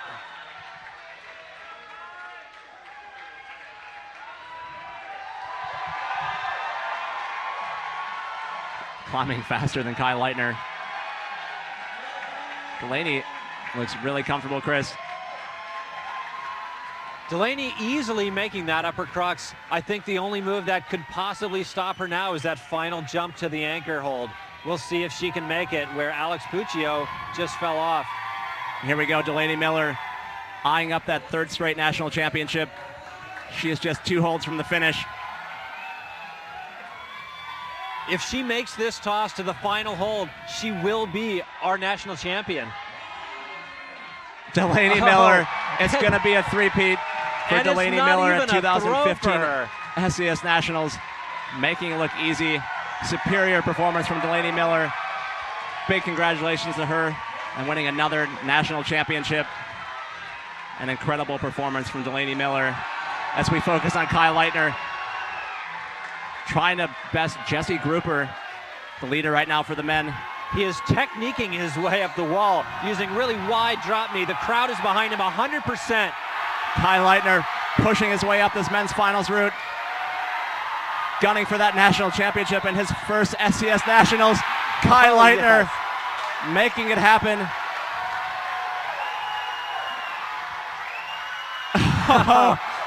With a desperate throw. And I think that's going to be He definitely made the high point of that route. National championship for Kai Lightner. We will confirm that with the judges in just a second, but I think he clips the high point from Jesse Grupper. Either way, thrilled. He is going to be on the podium in his first adult nationals. Incredible performance from Kai Lightner and Delaney Miller. Closing the show just how you like to see, Chris, with our top qualifiers doing what they came to do. What an amazing show. Oh my gosh. Delaney Miller with the three-peat, winning SCS Nationals again, and Kai Lightner, his first adult nationals, and he wins it. First adult nationals. Kai coming up, or Delaney coming over to Kai. Exciting Exciting moment for them. We will confirm those results for you as best we can. There will be an appeal period after this, but I don't think there's any doubt for the women especially that Delaney Miller is going to be our national champion. It's Kai Lightner celebrating with his mom. That's so adorable. I love it. We'll take a quick break to catch our breath. We'll come back with sport climbing results. We have speed climbing finals still to come. That's going to be exciting. That's and right. Then we'll have our podium. Do not go anywhere. You're watching the 2015 SCS Open National Championships presented by the North Face.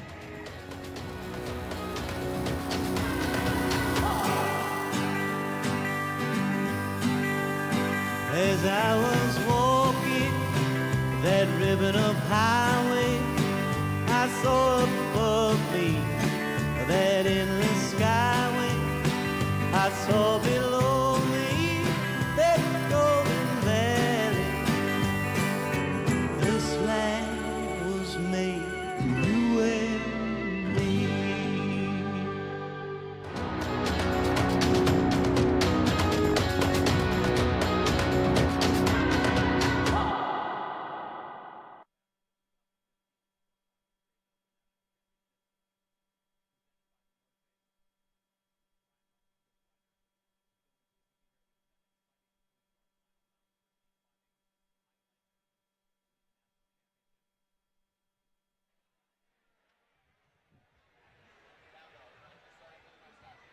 Welcome back to the 2015 Sport Climbing Series Open National Championships presented by the North Face. Brian Reynolds and Chris Widener still with you here at the Central Rock Gym in Watertown, Massachusetts. And Chris, we just had an insane conclusion to our final round. Kai Lightner coming out on top in his first adult nationals, and Delaney Miller winning her third consecutive national championship. That's right, and that was just after a surprising effort by Margo Hayes after just coming off of a big back injury. She was only the second female after Claire Buhrfeind to top the route. Delaney had to get to the top in order to defend her title, and in fact, she did just that. Very, very impressive. Yeah, I'm looking at the unofficial results. It looks like it's going to be Delaney Miller, Margo Hayes, and Claire Buhrfeind on the podium for the women. All three climbers on-sighting this final route. Their placement goes back to their seeding in semifinals, how they placed there. So Delaney, Margo, Claire Buhrfeind. For the men, it looks like it's going to be a podium of Kai Lightner, Jesse Grupper, and Matty Hong. If you had that on your brackets before the SCS Nationals started, you just won a lot of money. That's right. I would not expect to see that podium. Really exciting final, though. Wow. Yeah, I think Jesse Grupper was the big surprise for the men's. I mean, who expected him to be on the podium, especially against climbers like Carlo Traversi, who could have been up there? Yeah, I love that aspect of these competitions. You just don't know who can win until you come out here and see the competition, and you get to see some of these new climbers that you maybe don't see as much, and that's really great. And we're going to focus in on our speed finals here, talk a little bit about speed climbing on this 30-meter wall, or 10-meter wall, excuse me, at Central Rock. Climbers are going to be facing off in a paired fashion. Those are the routes right there we're looking at, the speed climbers. They are identical routes set side by side, and what's going to happen is two competitors will go at the exact same time. They will finish, they will lower, and they will switch ropes, and they will climb the other route. So all competitors are going to climb both of the side-by-side routes as fast as possible, and trust me, it's faster than you think. That's right, Chris, and the fastest time that they get out of those two runs is going to count for their score and the overall standings. I think these climbers are going to get a little bit of a warm-up, so we'll keep tabs on the speed finals as it unfolds. With the speed climbing, the climbers are on a top rope.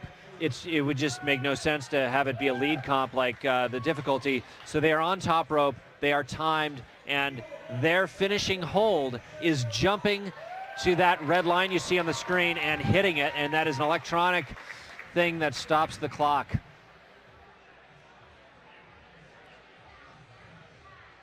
There's Kai Lightner, our SCS national champion, hanging out with his mom. Trying to get Kai up here of the wall for an interview. It's kind of a popular guy right now. Really great to see Kai and his mom at these events. Kai won Youth World Championships this past summer down in Noumea. I have a feeling that we're going to see a lot from this 15-year-old. Only 15 years old Kai Lightner taking the national championship.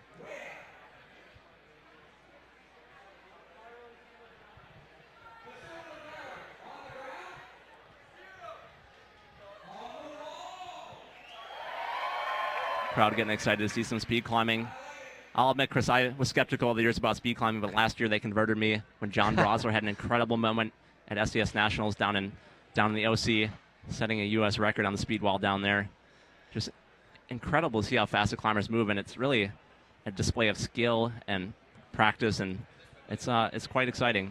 That's right, and it is important to remember that speed climbing is a worldwide sport that's bigger than it is here in the United States. So it's good for us here. It's good for USA Climbing. It's good for our youth to be participating in these speed comps.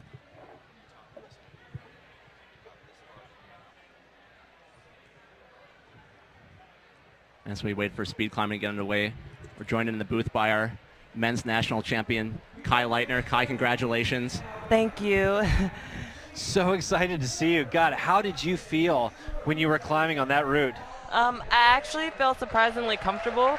I know when me and most of the men were reading the route, we were really confused and it looked very, very difficult, which it was. But as I was climbing, I got more and more comfortable and more into my groove, and I'm super happy. You sat in isolation for a long time. Did you have any sense of where you needed to get on the route or how you needed to do?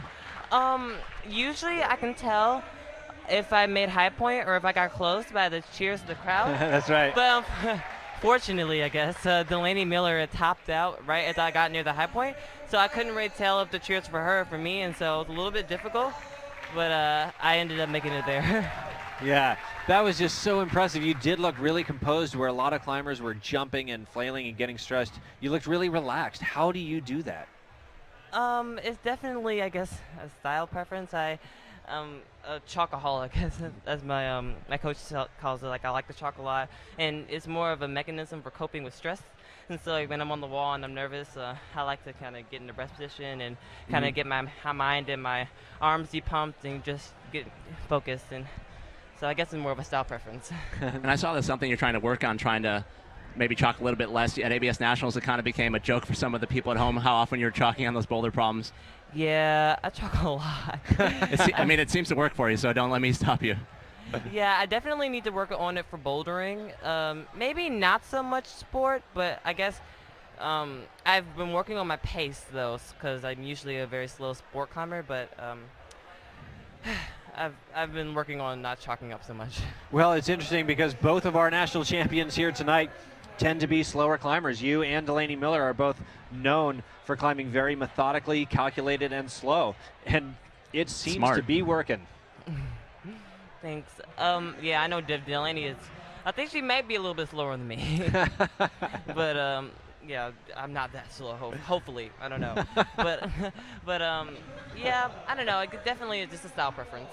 Yeah. And Kai, this was your first adult nationals for rope climbing. What were your expectations coming into the weekend? My expectations were basically just to have fun. I mean, I know all the competitors here come to win, including myself, but I really wanted to make the finals and hopefully make podium, and I did a lot more. Kai, can you tell us what's next for you now that you are the national champion? What's coming up for you? Well, tomorrow I'm flying to Spain, and so I'm going to do some outdoor climbing there. And I don't necessarily have any project I've gotten them before since the first time, but I hope to try like Air there and a couple of 9As so I can try to get my first one. Nice. And I think the next competition is probably the Canadian Nationals. I'm going to go up there and try to do that one. When is that?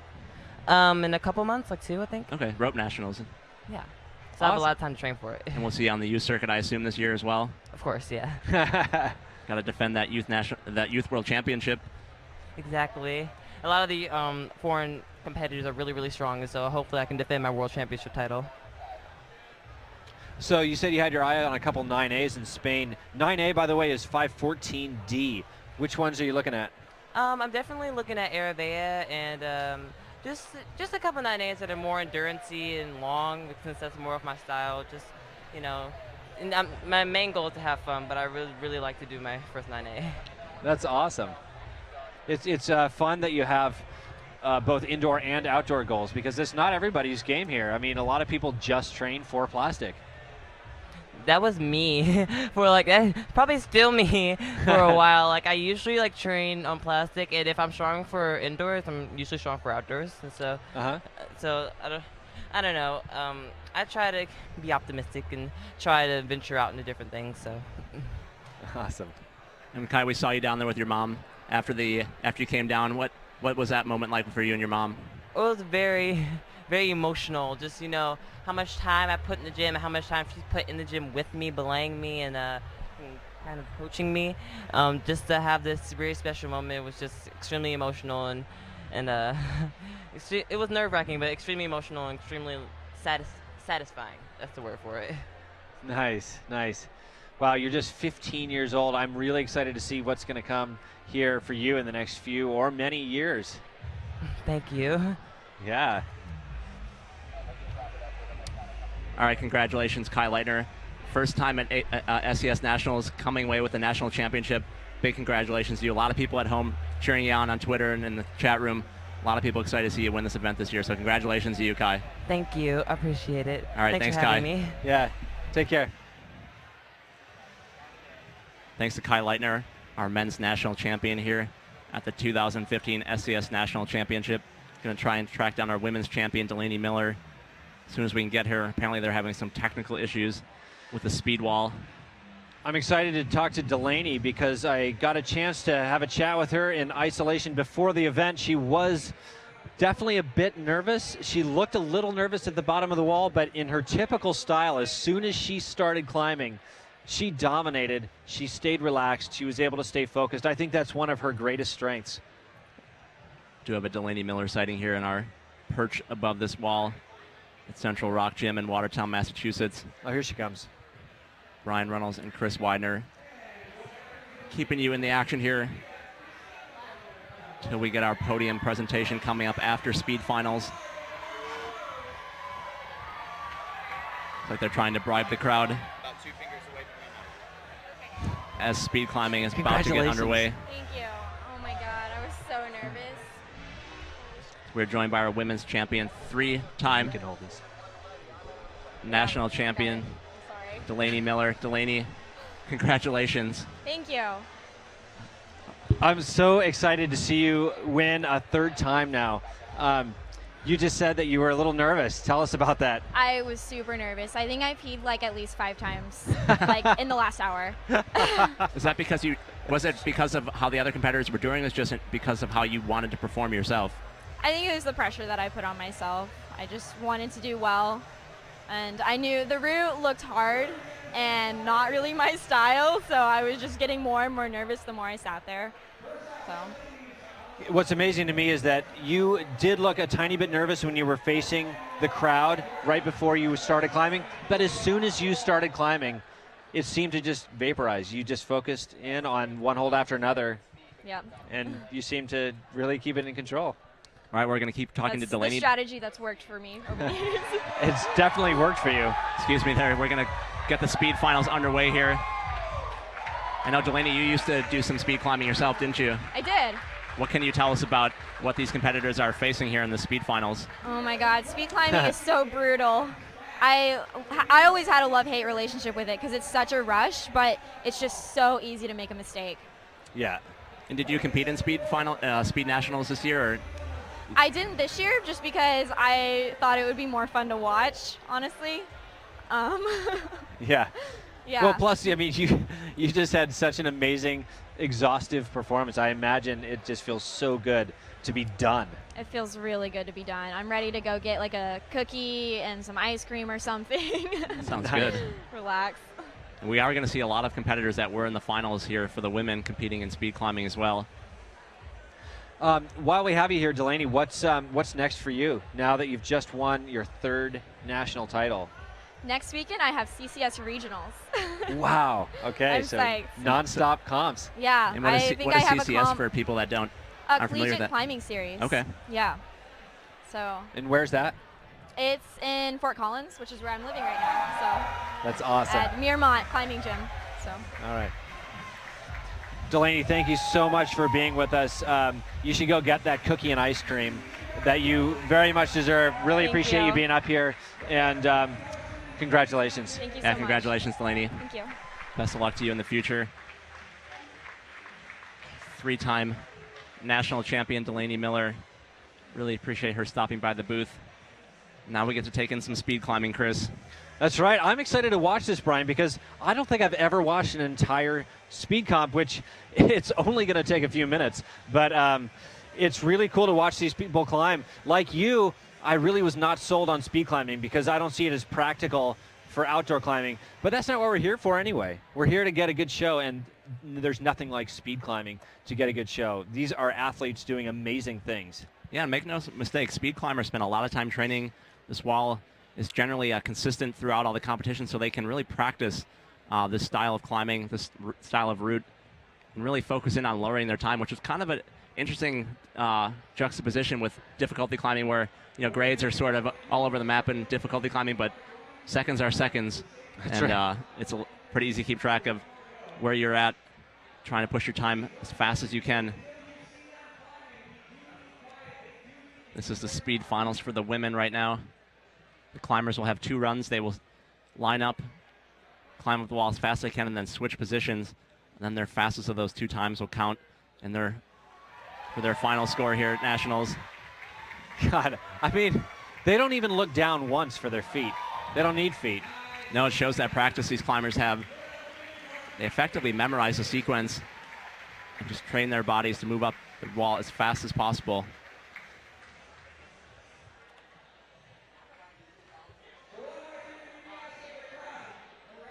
Really appreciate everyone tuning in this weekend all over the world. A lot of great feedback on Twitter with the hashtag SCSNationals. Ton of people excited to see Kai and Delaney take down those national championships. You're going to see one of our podium finishers here, Claire Buhrfeind, for the women. She's going to be facing off against Marisa Romero. No rest. Claire just got off. I think she's warm. Yeah, she's the warm because she was one of only 3 women to top out the wall in the difficulty final. And as you can see, Delaney was pretty psyched to relax. Here's Claire about to head up on the speed final competition here. It's actually the second straight year that Claire and Delaney both finished the finals route for the women in the difficulty portion of the competition, only to have it go back to the the previous round's result. So, now, what did we just see there? Was that a false start? I believe so, Chris. I think that was a false start by Marisa. Going to get a mulligan here. See Marisa talking to the judge there,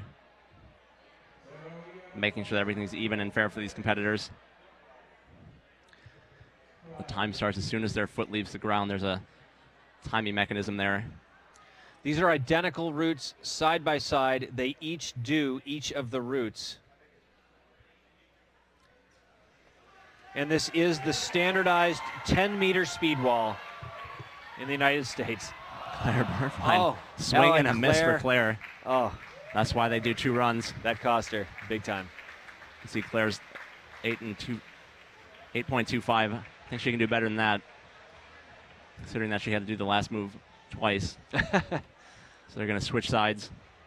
And they do take the best score of these 2, so that doesn't necessarily count against Claire. If she can make no mistake on this one, she will do much better than that.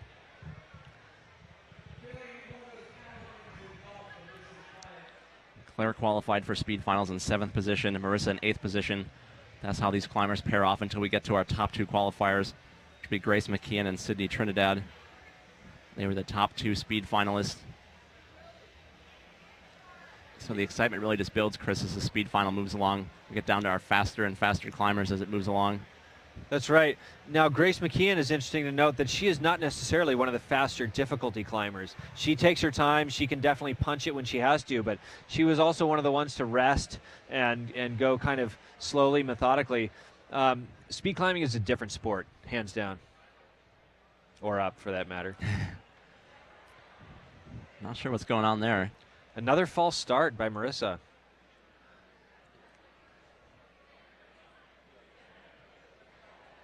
Climbers will reset.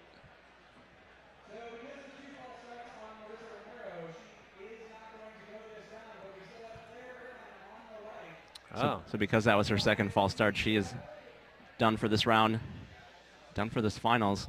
Just me, Claire Buhrfeind, climbing by herself. I think that makes it a little bit more difficult for the climbers. It helps to have that other climber there pushing you. Yeah. You'll see that when we get to the top qualifiers. You can see them just powering each other up the wall. That's right. Real sense of competition head-to-head. Claire, meanwhile, talking to the judges about something. And I think the entire gym is quiet, trying to find out what's going on exactly. So Claire will climb by herself. Turned into a golf tournament here, Chris. That's right. That's right. Quiet on the fairway. Looks like they're... Oh, and they are bringing another competitor on, just I think like a rabbit. Yeah, I think that's typical. Climb with Claire, just to push her to make it fair. Hopefully they'll let people start talking again here in a second. I think they're just trying to make it so that the competitors can hear the judge's direction, so there's no confusion. Claire exploding off the block. She's not going to miss this time. Much better time for Claire Buhrfeind. She's almost 2 seconds off.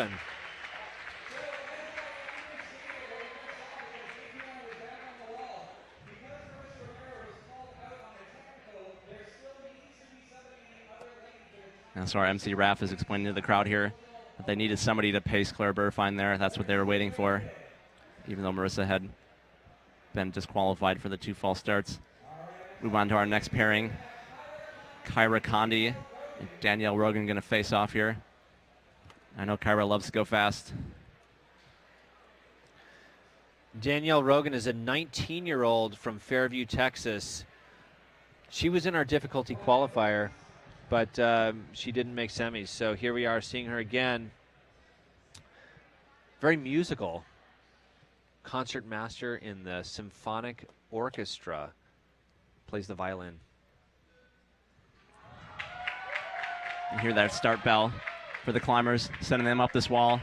Neck and neck, Kyra just narrowly edging out Danielle. And that's a slightly faster time, 6.49 for the winner.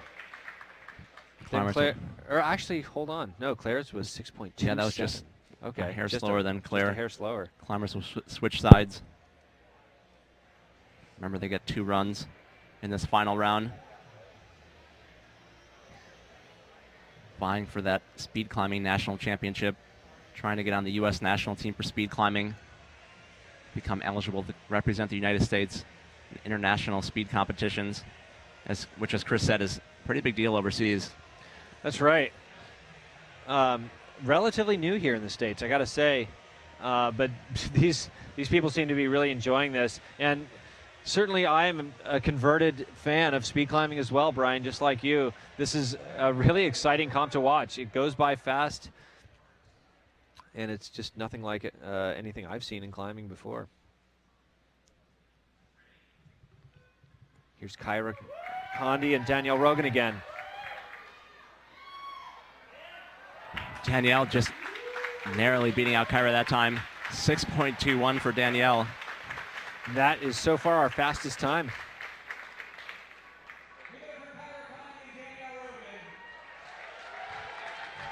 Nice climbing from Danielle and Kyra this weekend. Remember, Kyra was just in our lead finals, as was Claire Buhrfeind. The interesting thing here, Brian, is this is exactly like a sprint. I mean, we're talking Danielle Rogan just beat Claire Buhrfeind's time by 6/100ths of a second. So it's no wonder Marisa Romero, who was disqualified there with 2 false starts, is itching to go, because this is really coming down to hundredths of a second. Our next 2 competitors stepping up, Kayla Lieuw, who was just in our lead finals, and Erica Meister from Michigan, 16-year-old climber. About to turn around for her speed final, first run.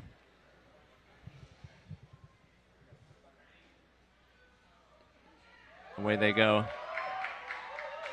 Oh, I think they both missed. Both missed that timing. Oh, wow. Both missed a stop there at the top of the wall. You can see it will turn red if they make contact with it.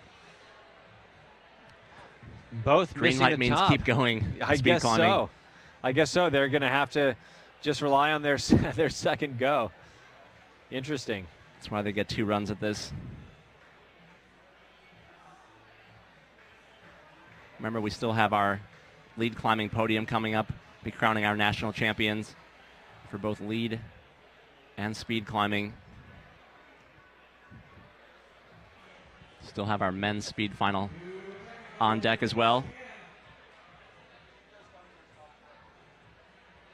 Looks like they're going to get to do that again. Kayla Lieuw and Erica Meister taking their second run up the speed wall. Sounds like they might be going to do their first run again. Oh, is that right? Because they did not switch sides. I wonder if there's some kind of technical issue with the timer there. Oh, maybe so. Maybe they actually did hit the timer. We don't know. Doesn't look like it actually started, since both of them were still at 0 seconds. So they're going to collect themselves. Crowd comes to a hushed silence. I know, this is really strange for a climbing comp here. So the climbers can hear that starting bell. Trying to quiet down a finicky baby in the audience.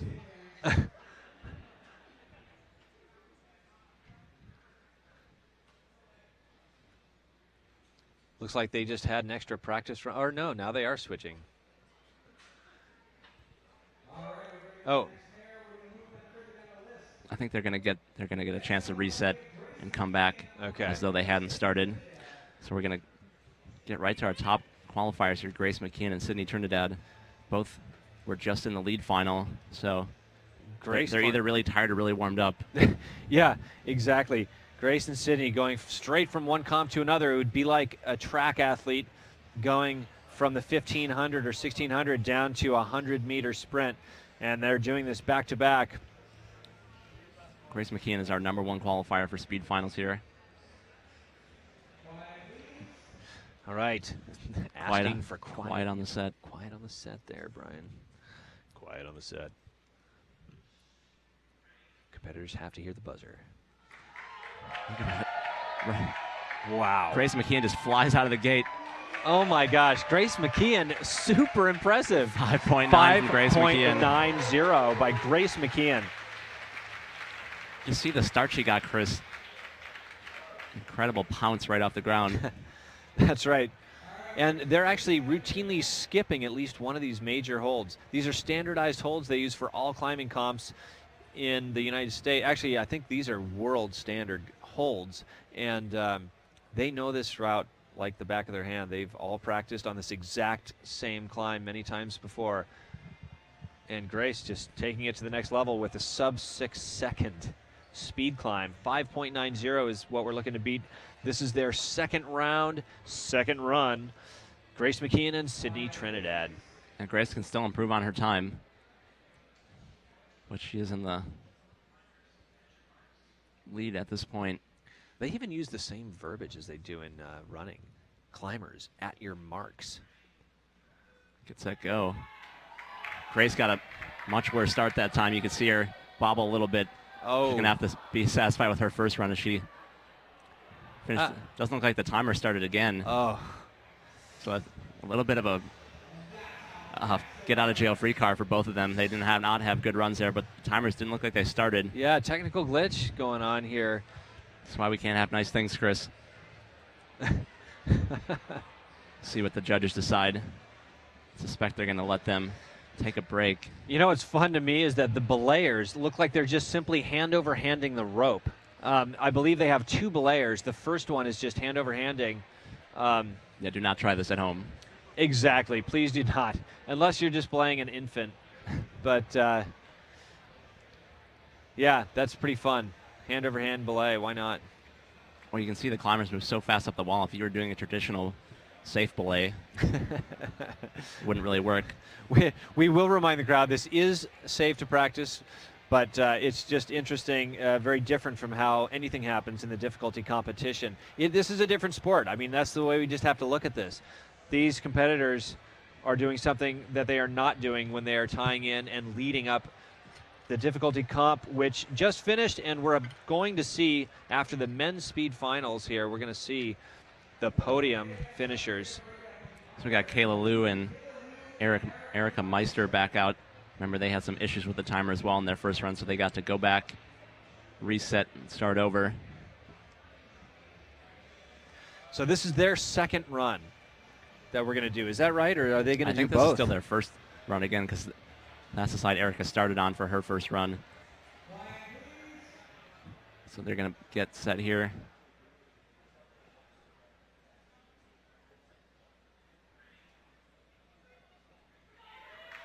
Good start from Kayla Lieuw. Erica quickly making up ground, though. Wow. Let's see. I think it's 6.43.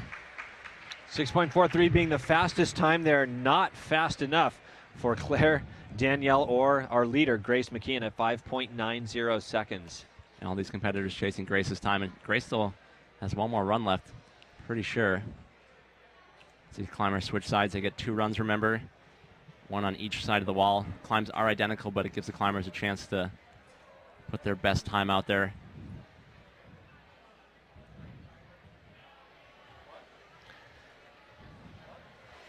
It's hard to tell from here exactly what's going on there. I think there's just some last-minute changes, but it appears that they're doing their second go. So I think that, Brian, I think you were right. That was their first really timed effort. And now, again, Erica Meister on the left, Kayla Lieuw on the right, going for their second run up this speed wall.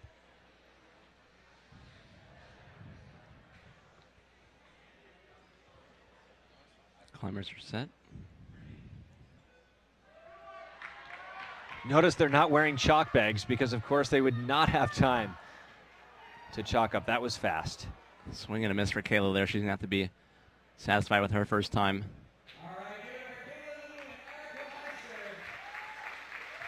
We didn't really get to see Erica's time yet. It'll be a mystery, Chris. No, the judges have it down there. That's right. There's a computer that shows them the time for both climbers down there. They'll confer that with the climbers, make sure everyone agrees everything was up to snuff. Now we're back with their second run for Grace Mckeehan and Sidney Trinidad. Grace, the only climber to break 6 seconds at this point. And Sidney knows how Grace did, so she knows that she's going to have to turn it on here if she wants to be national champion. That's right. 2015 in speed climbing for the women.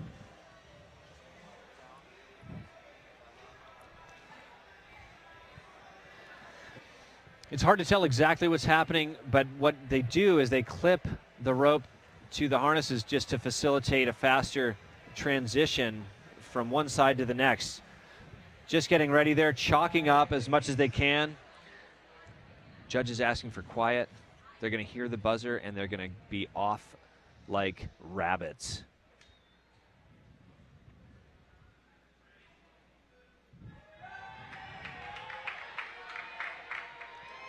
Simul climbing. Oh, and it looks like Sidney hit just before Grace, but still 5.74 for Sidney Trinidad. 5.74, that's our new time. Makes the national championship right out from underneath Grace Mckeehan.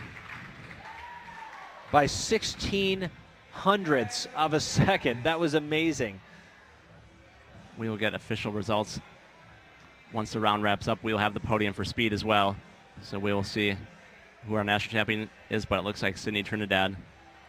Sidney Trinidad in first. That was amazing because for almost the entire route, they were move for move exact.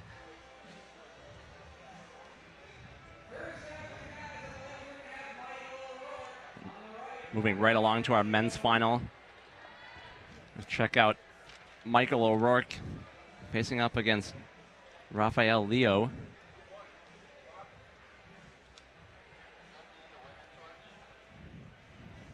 Raphael Lieuw is a 17-year-old local favorite here from Newton, Massachusetts. And I was talking to Mike yesterday, and he's a little bit surprised that he made speed finals. We'll see how he does here. Don't think he spends a lot of time practicing his speed climbing, but in general, it just helps be a really good climber. Nice start from Michael O'Rourke. Wow. Leapt right out of the starting gate there. Nice run by Michael O'Rourke. Oh. 5.72 it looks like for Michael O'Rourke there. 5.72, which was just a little faster, 2/100ths of a second faster than our leading female champion. 5.72. Michael O'Rourke.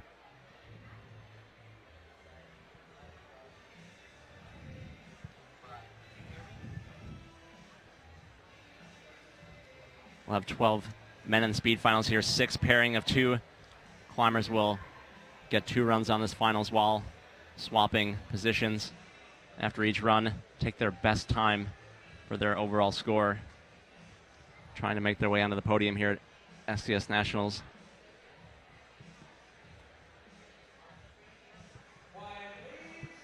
Judge asking for quiet so the climbers can hear the buzzer. Start is super important in speed climbing. Almost have to anticipate it. Wow. Michael O'Rourke. That is just unbelievable with Michael O'Rourke. 5.62 for Michael O'Rourke. 5.62, topping his best time by 1/10 of a second there. 5.62. Wow.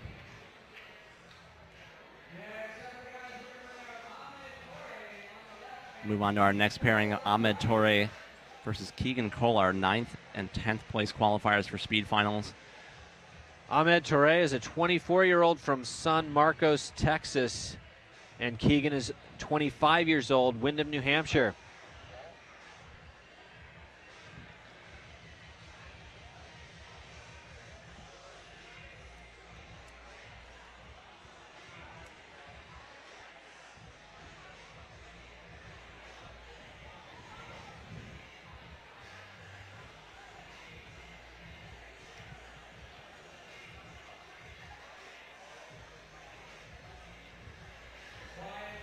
Climbers getting set.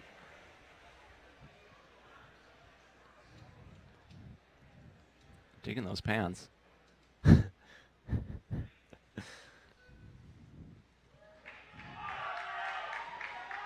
They are neck and neck. Looks like Ahmed just a hair faster. Wow. 5.3. Oh, just a hair. Oh, yeah. Just over a tenth faster there. 5.3 for Ahmed Torre. Fastest time we've seen so far. Amazing. These guys have practiced, these guys and gals have practiced this exact route before in whatever gym they train in. This is some kind of route where they get these holds. They can set this up pretty much anywhere they want. They can practice on it. They're belayed with a hand-over-hand belay with a backup, I'm sure. But there's just no way to belay these guys fast enough with a conventional belay. Keep in mind, Chris, our top qualifiers are climbing more in the 4-second range. It gets insanely fast, and we'll be looking forward to that in just a few minutes as we move on to Aaron DeLallo and Trevor Detrani. Excuse me, we're still in Ahmed and Keegan, my bad. Getting ahead of myself here. We have confirmed that Sidney Trinidad is the speed national champion for the women. Congratulations to her. Ahmed comes off. See how Keegan did there.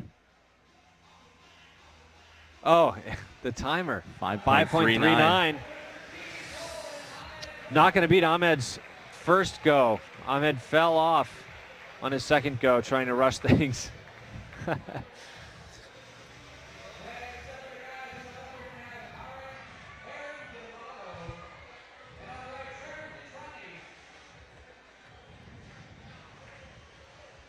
Trevor Detrani is a 19-year-old from Somerville, Massachusetts, sure to be a local favorite.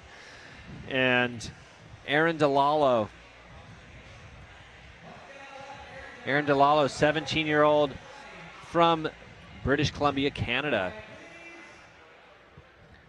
These are our 7th and 8th place qualifiers.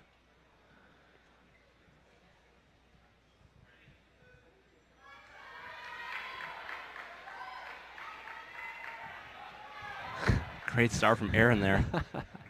That is from just hilarious. Trevor. 5.39 for Trevor Detrani. Still not quite fast enough to beat Ahmed Torre's time from our last round. We'll see what happens when they switch it up. We're talking hundredths of a second, people.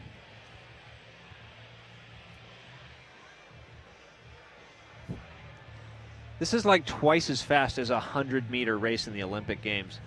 This is crazy.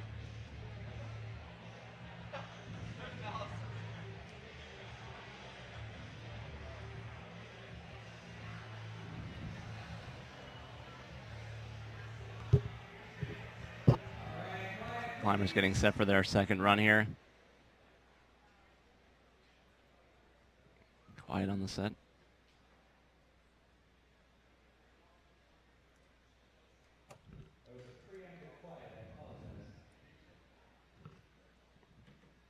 Just about halfway through this speed final round. Looking to crown our national champion for the men here. I feel guilty for talking because everyone's asking for such quiet. Get to be loud in just a second here. Wow. Re-chalking up, resetting. Something, little glitch must have just happened, but there we go. Climbers at your marks.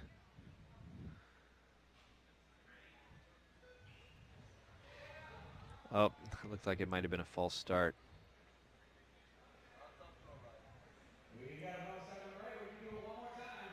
Climbers get one more attempt here.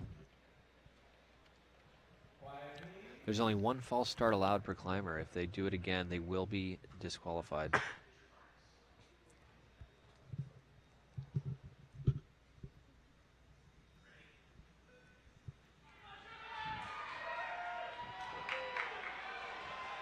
Bobble at the end there. That's going to be costly. Cannot make any mistakes. Yeah, in less than 6 seconds, you're not making any mistakes. And these guys just didn't have what it took to beat our previous round. We're looking to beat 5.30 seconds from Ahmed Toure. Next up is Thomas Pitzel and Max Hammer. What a great name, Max Hammer.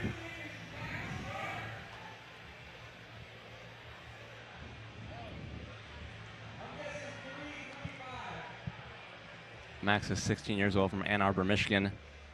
Planet Rock out there.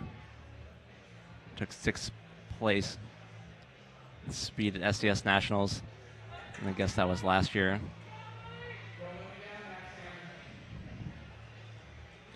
Thomas Pitzel, 19 years old, won a World Youth Championship in speed. So I'm expecting some great things from these two guys. But don't blink, or you'll miss it. Thomas on the left, Max on the right. Flying out of the start. Oh my God. Oh, bobbled that it for was Max. Unbelievable. That had to be the fastest time yet. Thomas goes under 5 seconds. 4.7 for Thomas Pitzel. 4.7 seconds. 4.70 from Thomas Pitzel. Moves into the lead. Climbers will switch sides. And Max would have been right there if he wouldn't have bobbled that last move. You wouldn't think that 0.7 seconds off from each other, or 0.6 rather, would be that obvious, but you could just tell by watching these guys that they were a little faster than anyone else yet. Yeah, it's really interesting to watch the difference between these climbers as we move towards our top qualifiers. It's really interesting dynamic to the speed climbing. The faster you go, the more graceful you make it look.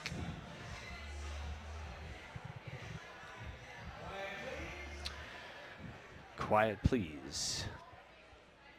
Climbers about to make their second run here. Thomas Pitzel on the right, Max Hammer on the left. Thomas, oh, foot slip from Thomas. Max, 4.72, 0.02 of a second behind. Thomas Pitzel will be the winner of that round and our winner so far at 4.70 seconds, just 2/100ths off from what Max Hammer just did. Moving on to our 3rd and 4th place qualifiers for this speed final round. Michael Retoff for the men, 16-year-old climber from Plano, Texas. Michael's in Mensa, Chris. Not only is he fast, but he is super smart. So the 10-meter record is 3.95 seconds. 3.95 seconds. So far our best here is 4.70. Michael on the left. Ryan Strickland on the right. Michael blasting out of the gate there. Wow. 4.67. Just beating Thomas Pitzel at 4.67 seconds.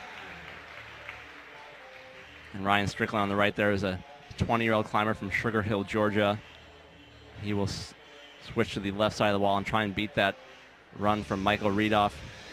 Now this is the 10-meter wall. There's actually 2 different heights of walls for speed climbing internationally. There's a 10-meter and a 15-meter.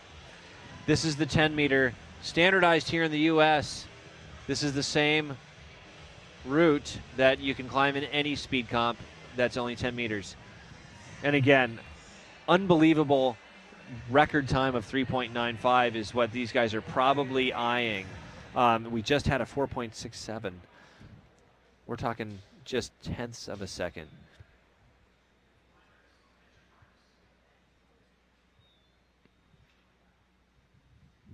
Ryan Strickland on the left, Michael Retoff on the right. Climbers neck and neck. And Michael, even faster than the first round, 4.58. He is in first place for that national championship with the final pairing coming up. 4.58 for Michael Retoff. Amazing. These guys are doing it exactly in the reverse order here. I'm expecting then we'll about to see our fastest times from Libor Rosa and John Brosler coming up. And John Brosler is the U.S. record holder. He's the climber I was talking about last year who had that incredible moment at Nationals, facing off against one of our foreign competitors. So John is the only competitor left who can knock Michael Reed off the top of the podium. Libor Rosa from the Czech Republic for the men on the left there. John Brosler on the right. Last year, John set his record against a Russian climber. Oh, nice. We'll see how he fares this year. This is it. But don't blink, Chris, or you might miss. That's right. What's about to happen.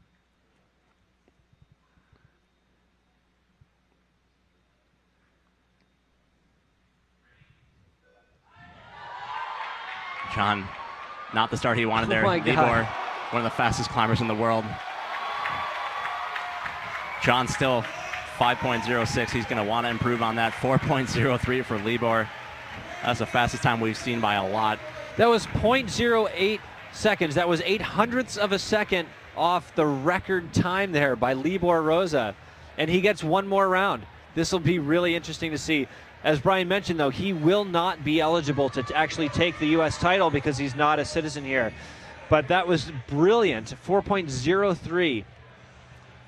So John Brosler is going to have to put together a better run this time if he wants to become speed climbing national champion again. Saw he bobbled the first couple moves there, and just like that, it was pretty much over for him. Still had a 5.6, but he's definitely capable of pushing it much faster we've seen in the past. This is the last run, God, 2015 SCS National Championship. Libor looks like an Olympian.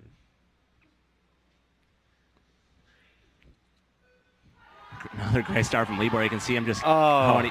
But John Brosler gunning for that national championship. 4.15 for John Brosler. Wow. That is going to do it for John.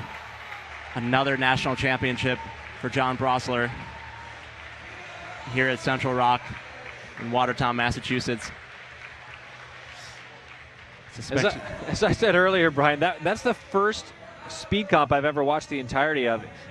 And that was over quick, and it was really entertaining.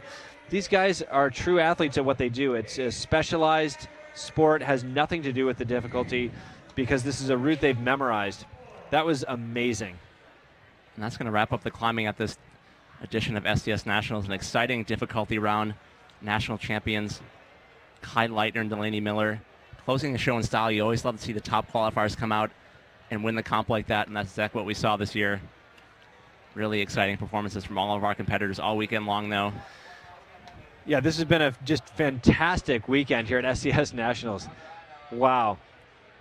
There was a good chance for any of these competitors to win the difficulty comp, and it came back to Delaney Miller as our three-time national champ, 3 in a row, and Kayla Lieuw, first ever adult sport competition, and he wins it. Only 15 years old. Kayla Lieuw 1 for 1.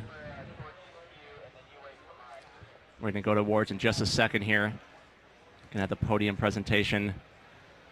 Dishing out that $20,000 cash purse that we've been talking about. And acknowledge the members of the 2015 U.S. national team and our U.S. national champions for both lead climbing and speed climbing. $20,000. That's no joke here. I'm happy to see these competitors vying for a little more than they used to. 20,000 bucks. What would you do with 20 grand right now, Brian? Just rub it all over myself. Actually, I might make a pillow out of it. And then rub it all over yourself. It's a great reward. These climbers put in a lot of work. As Kai said, his mama spent hours playing him in the gym. All of these competitors really dedicate their lives to climbing, and it shows all weekend long here.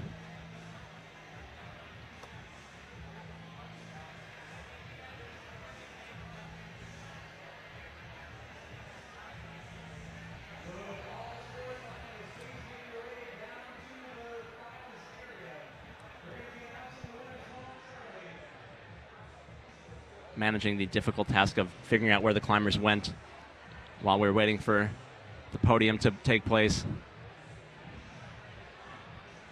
I hope they're able to leave these routes up on these walls because, man, it sure would be fun to have a chance to climb these.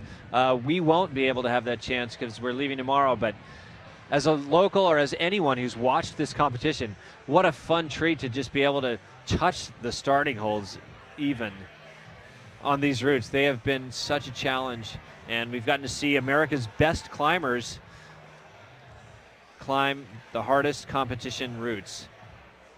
And we should take this opportunity, Chris, to thank some of the people that helped put on this event this weekend. Really want to thank Central Rock Gym for opening up their gym to us this week. They've been great. A lot of work, a lot of support from them to put on this event. All the volunteers that help with registration, belaying, all kinds of things. It takes an army to put on this event. Camera operators, scoreboard operators, graphics, as you see there, all done by volunteers. Really appreciate everyone who took time out of their busy schedules to help put on this event. Without them, it would not be possible. That's right, and another big thanks to the Louder Than 11 crew from Colorado. We've basically been living here since Wednesday night, living here at the Central Rock Gym in Watertown, Massachusetts. Louder Than 11's LT11. They've done a fantastic job as a production team, and they are the only production team bringing live coverage from our U.S. national competitions all over, from Seco Block to SCS, and certainly the ABS. Portland Boulder Rally. That's right. Big thanks to John Glassberg, Jordan Shipman, Mike the Sound Weidberg, Josh Ewell, Young Stevie, Kevin Martin, putting together all these images that you've been seeing all weekend, making us sound at least halfway competent, Chris. Well, I hope we sound halfway competent tonight. I think this is a good time to point out that John Glassberg was the winner of an informal competition that happened behind the scenes before tonight's broadcast. Mike, the Sound J, didn't quite have it in him.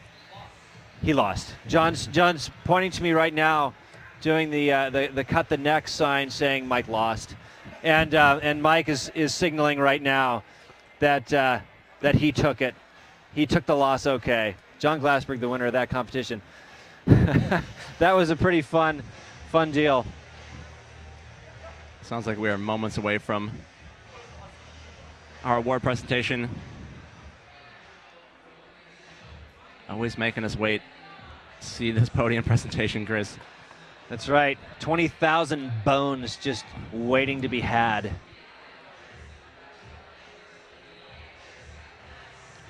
And of course, we want to thank all the viewers that have tuned in all weekend. Without your support, we wouldn't be doing this. Really appreciate everyone tuning in. All your feedback and participation is greatly appreciated. That was fun having Emily Harrington up here in the booth. She did not make her goal of making finals here at SCS. She was one hold away, a true heartbreaking event. But she did have her time in the light. She had won 5 of these things 10 years ago.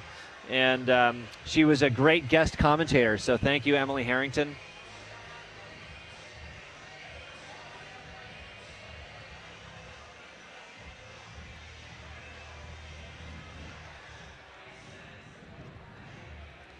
I should thank our route setting crew, too, for putting on an incredible final show. Brett yeah. Johnson, Chief Route Setter Mike Helt, Luke Bertelson, Shane Messer, Meg Coyne, Rylan Marshall. Thanks to them for their efforts this week. Route setting is really the most difficult job at this competition. It's up to them to put on the platform for these climbers to demonstrate their skills, and route setters acquitted themselves nicely this weekend. And it was fun talking with Luke because I think everybody got a slight sense anyway of the difficulty and challenge it is to really separate these competitors and make an appropriate route for different heights, different skills, different angles. And they did a fantastic job. We did not have to go to a super final, which we thought there was a good chance there might be. And that just proves that the competitors climbed well and that the route setters did their job. I agree completely, Chris. And with that, we are ready for our award presentation. Let's go down to the mats in our MC RAF for our award presentation. All right, people. Once again, thank you for coming out to our SCS 2015 Open National Championship. First things first, we're going to take care of our Speed Championship. For the ladies, In third place, we have Kyra Condie.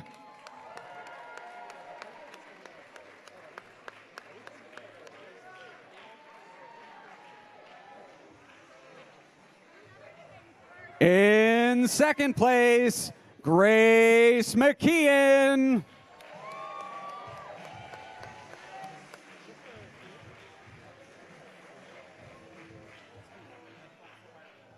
And in first place, your SCS Speed Champion, Sidney Trinidad.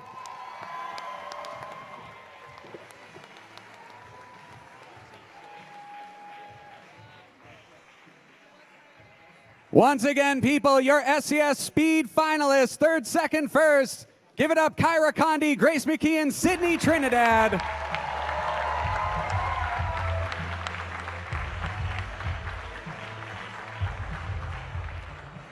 Thank you, ladies.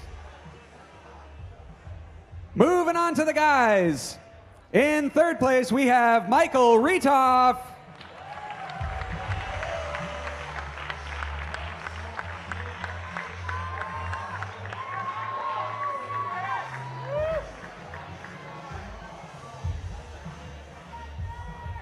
In second place, John Brosler.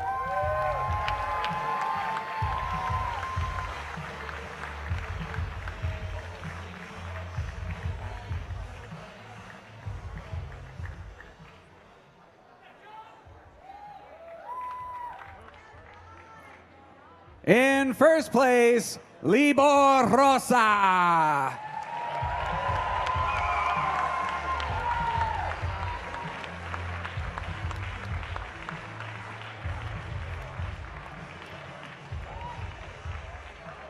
Ladies and gentlemen, give it up for your SCS Speed male champions. In third place, Michael Retoff, John Brosler, and Libor Rosa.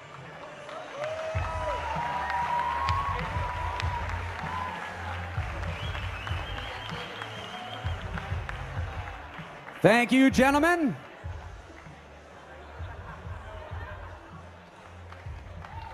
Since Libor is a foreign national, the SCS national champion goes to John Brosler.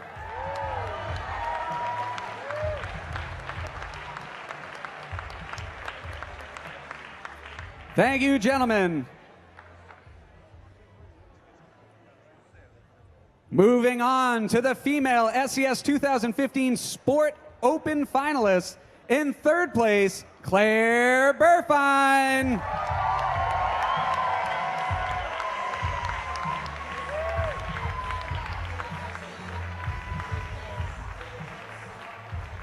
In second place, the delightful Margo Hayes.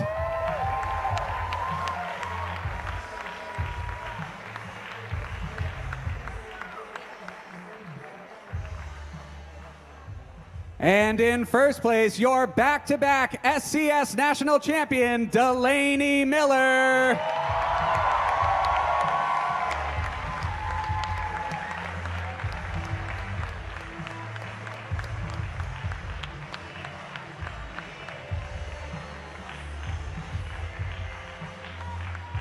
Ladies and gentlemen, give it up for the girls, Claire Buhrfeind, Margo Hayes, and Delaney Miller.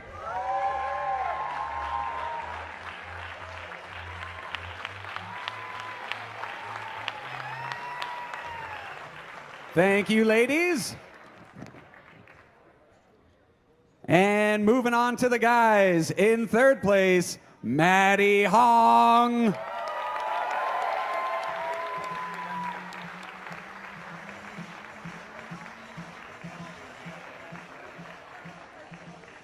In second place, Jesse Grupper.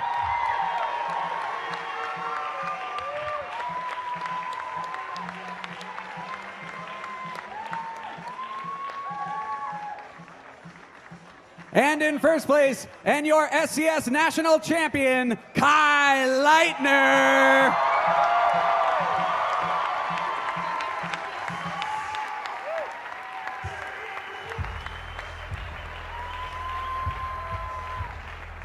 Ladies and gentlemen, give it up for Matty Hong, Jesse Grupper, and Kayla Lieuw.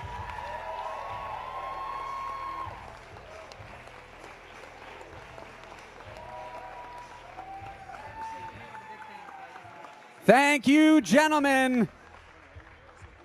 And with that, we end our 2015 SCS National Championship. Thank you all very much for coming out. We will see you all next year.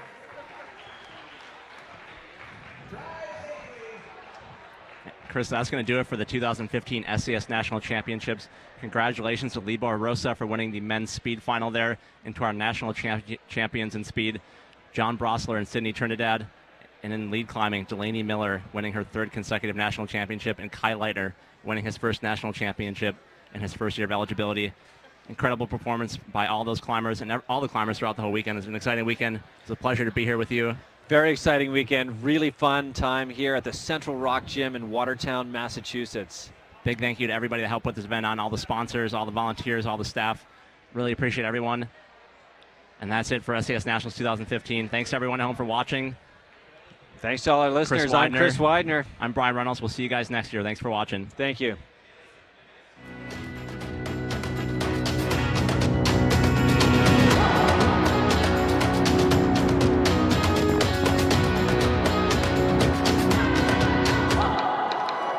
Live streaming is a service that Louder Than 11 provides, but that's not really what we do.